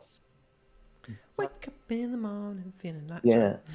He looks over to his side, sees an empty golden pint, and just what is Todd doing? Todd, at this point in the morning, is up, and you can hear him in the shower singing to himself, as he sort of like is sort of singing a little bit of ABBA. Waterloo, wouldn't they dare to do something new? Ned sings along and writes a little note while grooving, saying, "I've gone out for a bit to see an art exhibit. I'll be back." You sure, mate? I'm gonna be out in a second. No, All I'm right. not gonna say it. No, wait, I'm not gonna say it out loud to him. I want to No more specifically to talking to write the it. press, all right? What do? We don't talk to the press. We don't talk to the We press. don't talk to the press, my good. That's good, yeah. I wanted to do a thing where I don't tell him where I'm going. I just write a little note that says "out to an art exhibit, be back," and then like put it on the back of the door. and You can leave. definitely do that. Yeah. Yeah, and then but before there, I feel like I'm in the mood to get flowers. To do what? And to get flowers, you know. Oh, come on. You are in Barrow Ridge. Okay? Where are you going for flowers? Oh, it's not a teleporting flower shop. It's not a teleporting Okay. flower shop, I'm afraid. It is What do you do when you want to get okay. flowers? On the way to Yarngate, right? Between Barrow Ridge and Yarngate, right? There is no. Is Tomb Street between that or not? I'm gonna no. Tomb Street is definitely not between that. You can see on the map Okay. now. You can see Right, Barrow yep. Ridge is Oh, here. yeah, I got the- Yarngate is right there. Tomb Street is way in the opposite direction. Yep. Okay, I'll do the flower thing later. Okay. I Why go is to everyone Yarngate. this fucking flower shop? You do get a message from Jasmine, which is just Oh. a picture of that article. Oh. Looks like they got my bad side from the photo. I don't. I respond. It's not the best photo of me, but it's not that bad. And You get a message back saying, "What did you tell them?" it's more about what I tried to tell them. Really, I tried to tell them that, I was a victim in a situation, and I thought they would all believe me, but they did not. Even though the story was, trust me, very believable. Seems like someone who possibly makes people forget things doesn't want me to tell my story. I message him back. think it's more of a case of people don't wanting to believe. I would say believe what you want, but everyone wants to believe me. And then go. I don't know. I do this conversation while in the limo with Pedro. I Mm-hmm. look at Pedro for a bit. Okay, you chat with Pedro. Pedro, were you born in this city? See, I was born in this city. I take out a what's it called? I forgot what it's called. Okay, never mind. And I want to do investigate, so I don't have to make up the entire conversation. But I'd like to make an investigate roll on Pedro. Go for it. Investigate. What are you looking for? Give me some attacks for this. Okay. All right. I would like. Hold on, it's loading. Okay, I would like to use shamelessness. Yeah, because he's your driver and you're investigating him. Yeah. Yeah. I'm gonna use that and keeping up appearances. Keeping up appearances? No, that does not fit with that. Would lavish lifestyle work simply because he's a limo driver? Twist my leg. I'll allow that. Just because he's your very expensive limo driver driving you around. Okay. You paid a lot of money for. Like a lot of money for. Well, investigate. Go for it. That is a 7. Right. Ooh, you get 2 questions, but they are vague. Okay. I would like to know, number 1, is Pedro a rift? Is Pedro a rift? You look over him through the mirror and he seems like a very ordinary human being. Number 2, why did Pedro wait outside the hospital? I like to believe he's just a nice guy. And you see an individual who has had, as you look over the mirror, who's had a very tough life. The journey of his time has been etched into his skin. He has been through a lot. And you know something else. The gesture that you gave him of giving him that money that one time meant a lot more to him than you thought it did. And he's grown a layer of not necessarily loyalty, but at least respect to a degree for you. And there is some level of care there. But you're not quite sure where it is coming from. You definitely can tell that he's seeing something in you that you can't quite see yourself. Well, it seems like I've reached my stop. Thank you very much again for waiting outside the hospital for me. I don't have many people who would do that. It's okay. I'll be here when you come out, okay? Okay. Thank you. Bye-bye. But then I before I leave, I pour a glass of champagne and take it with me. The car. And then Where have you arrived at, by the way? I mean, I imagine I'm going to Yarn Game for me because wait, no, what's the place? I forgot the name. What's the place that we were going to meet up at? Right? Where are you? Where have you agreed to meet up? The dance. The last I heard was the Donnelly Estate, the Donnelly Manse. Yes. Yeah. Okay, what is that exactly? Is everyone going to the Donnelly Manse? Well, Jasmine is going to message the group asking, so what's the plan at Donnelly's? Yeah? I will still do the thing at the school. If you need me to do it later as a flashback, no, that's all right. We can do the thing at the school. What? So you're going to arrive at her school. I'm going to go to the school. Okay. Go on. It's a very small primary school by the name of Busy Bees. Mm-hmm. What are you doing? I'm going to go inside. Okay. Retrace her steps because I want to do a flashback here, I think. On a Monday morning, as you step through... Tuesday, but yeah. Tuesday, sorry. You said Tuesday. Sorry, it is Tuesday. God damn it. You step through the school. You can hear the voices of children in the various rooms. learning things as you step through. There is art on the walls, drawings of various things that the kids have made that have been stapled to the walls, projects and so on and so forth. Mm-hmm. They are bringing you a lot of memories. Yeah. I want a flashback. It's 3 years ago, and Dante's in the university. He's not particularly teaching a class. He's very disheveled. Doesn't look like he had slept much. His hair is an absolute mess. He's unshaven. His shirt is buttoned up wrong. It doesn't really matter. He's in his little office behind the lecture hall, gathering some papers together.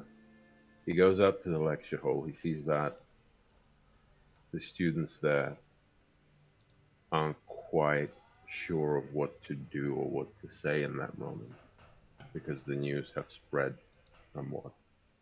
It's only been less than a week. Halfway through a very stumbling, uneven lecture, a few policemen walk in.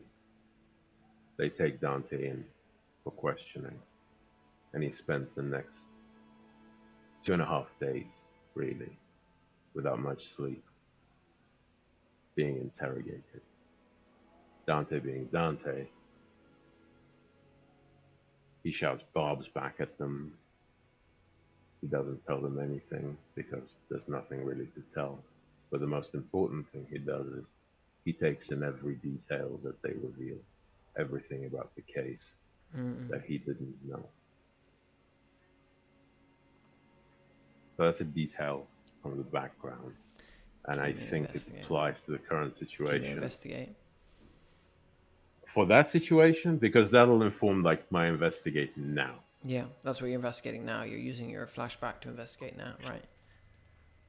Yeah, I was just thinking Juso, from the fact, but because I will know like an additional detail of Yeah, you will get your what her additional key. schedule. Yeah, good, yeah. Yeah, okay, yeah. Of course. Um, But I imagine right. you were using that too. Yeah, of course.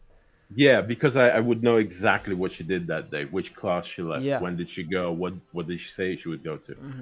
So, doesn't miss a detail.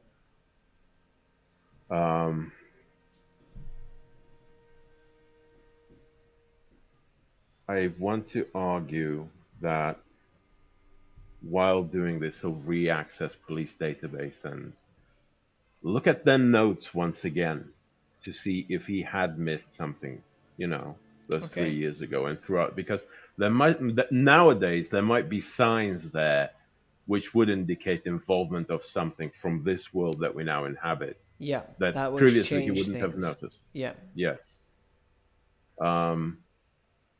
Logical analysis, just her movements, the timeline, everything. Okay. Give me investigation. And I want to say I will go down to the office of the registrar or whatever and get like other students' names, who was there at the time, teachers, etc. And I'll use commanding presence for that if you allow me. I'll allow, yeah, if you're for students. Yeah. Commanding presence. No, not students. The tag. Okay, and as in okay. Commanding presence. I'll go to whoever has the information, like the registrar, the people. And use I'll get the presence names of. Okay, yeah, gotcha. Yeah. The names of people, names of teachers, names of everyone, the staff, everyone. Gotcha. Okay. And what am I? And I'm getting +1 for the. +1 for the flashback. Yeah. I think I also. This is a can never let go. I'm literally investigating. Yeah. This is a lot of plus. Yeah. And 1 negative. No, that's a minus. Yeah, no, 1 negative. I was saying, yeah. Go. Investigate. There we go. That's a 9. You get 4 9 questions, but they are vague. Whew. Okay. First, do I get the full information on the roster of teachers, stuff. You get So I full just got that. information. You get it roughly. So the one thing that frustrates you as you get it back is that some of the teachers were having a bit of confusion because one of them was ill and there's a substitute teacher in, and there's a bit of confusion about who exactly was in. You get pretty much certain that almost all. But the there ones was that a were meant to be- substitute teacher. There was a substitute teacher. Okay, that's all right. The name is That's not listed though. worth noting. That's all right. I'll find it another way. So the main question is there anything in all of this that stands out to me as unusual, as something he had missed 3 years ago, but Unusual. something from our world? Comb through it. Mm-hmm. I One go to the thing places as well.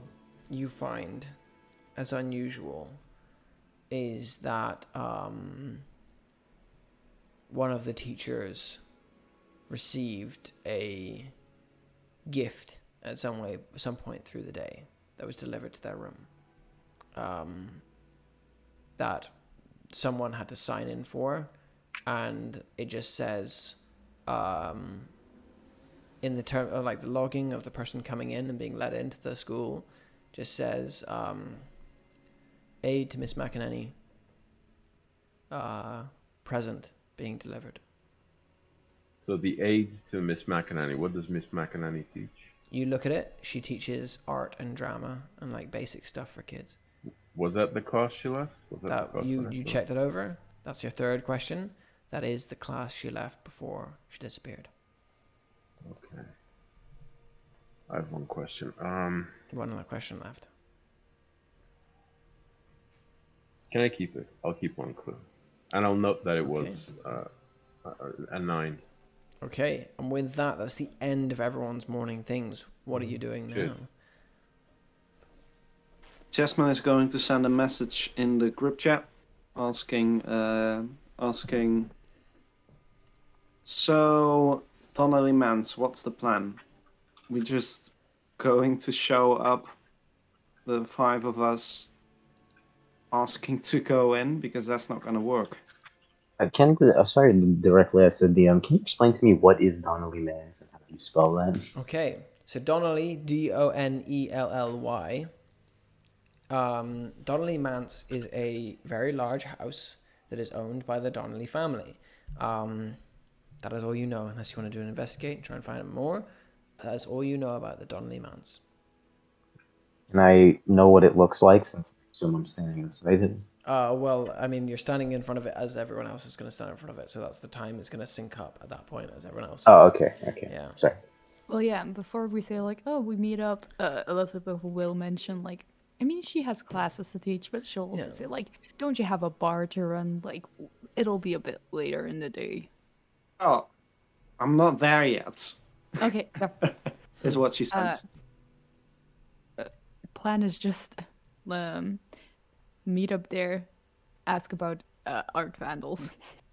Well, I'm already here, so What are you doing there? having a lovely look around. I don't know. I'm in the front entrance. I'm just sitting. You know you might get in trouble if you start looking into someone's windows or garden or whatever.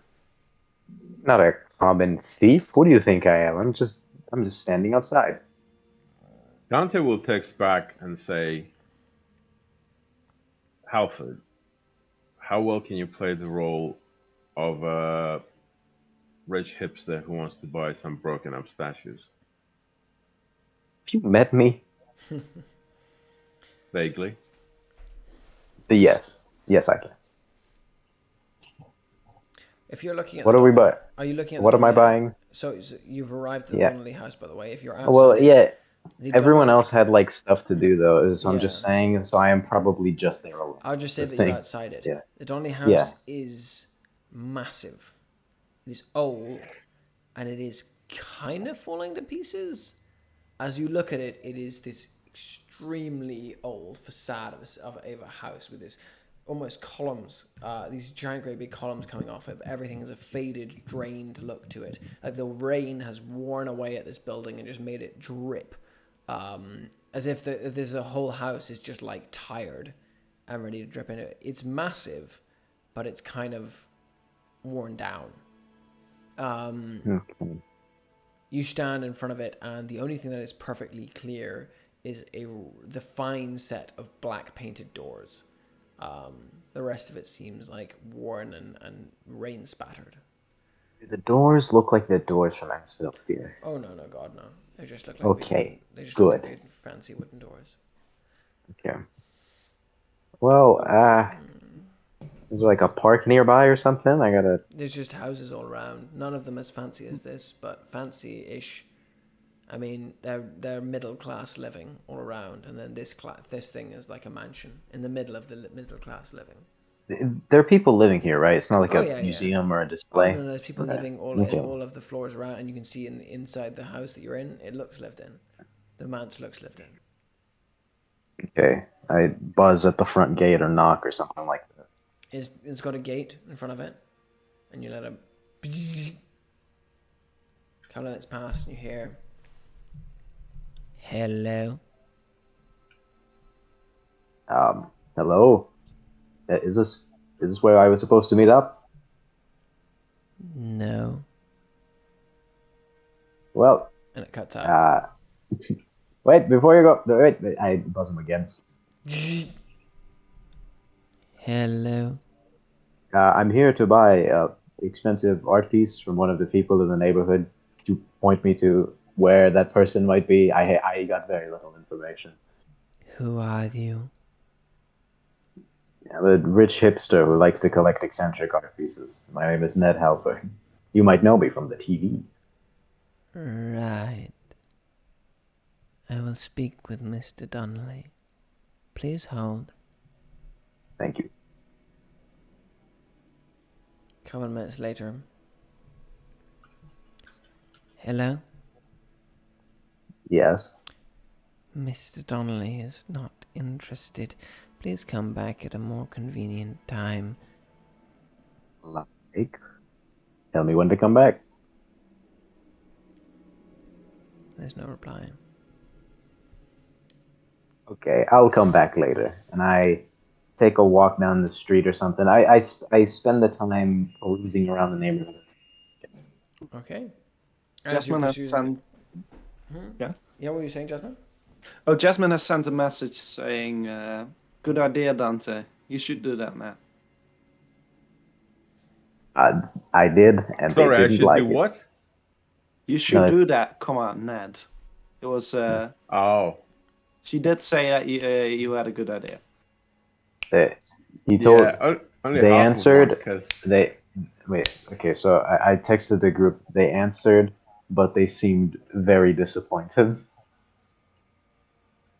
I can. They said to Visit come back at a them. more convenient time. Did they give you a time? No, but I assume with 5 people out here, then we're likely to respond. They're more likely to call the cops. No, why would they do that? It's alright. I'll visit them at night. Oh, I'm After here like for a no few reason. minutes, after like a few minutes, Elizabeth also answers. You get the vague feeling that she doesn't immediately answer because every time Elizabeth's phone goes off, she parks the car to the side and then like takes out her phone because you don't want that's to just play with that. responsible. Yeah, you don't want to be responsible like that. So after a few minutes, she responds and says, to the thing like they'll call the cops on us. Well, not if we're just artists who also got hit by the same vandal as them, and we want to connect stories. That's a good idea. Bring a painting. You're welcome. You're an to art try. teacher. You Give just a gonna reply painting. back. You just gonna reply back. No. You're Why would you welcome not get a to- painting? Props are important.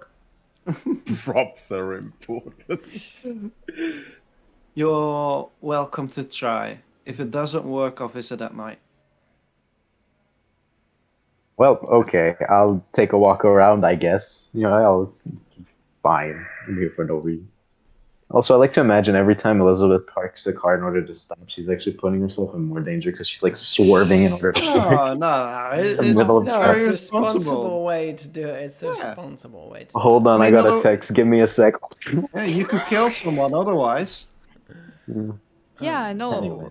Responsible. So the phone goes back in the pocket and the car goes back on the road. Okay, I take a walk around the neighborhood. Everyone do your thing till you get here. Okay. As you start to walk around the neighborhood, Yarnsdale, as a whole, is a middle-class area, a relatively nice area as things go. And as you walk around it and take it all in, the well-maintained lawns, the fine houses, well-painted and looked after, camera's going to leave you. Drift up over the city as each of you begin to make your way towards the Donnelly Manse. Jasmine isn't going.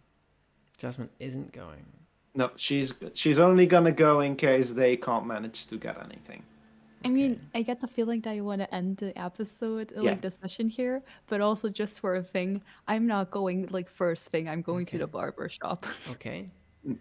You're going to the barber I shop imagine first? I'm still at the school. Right.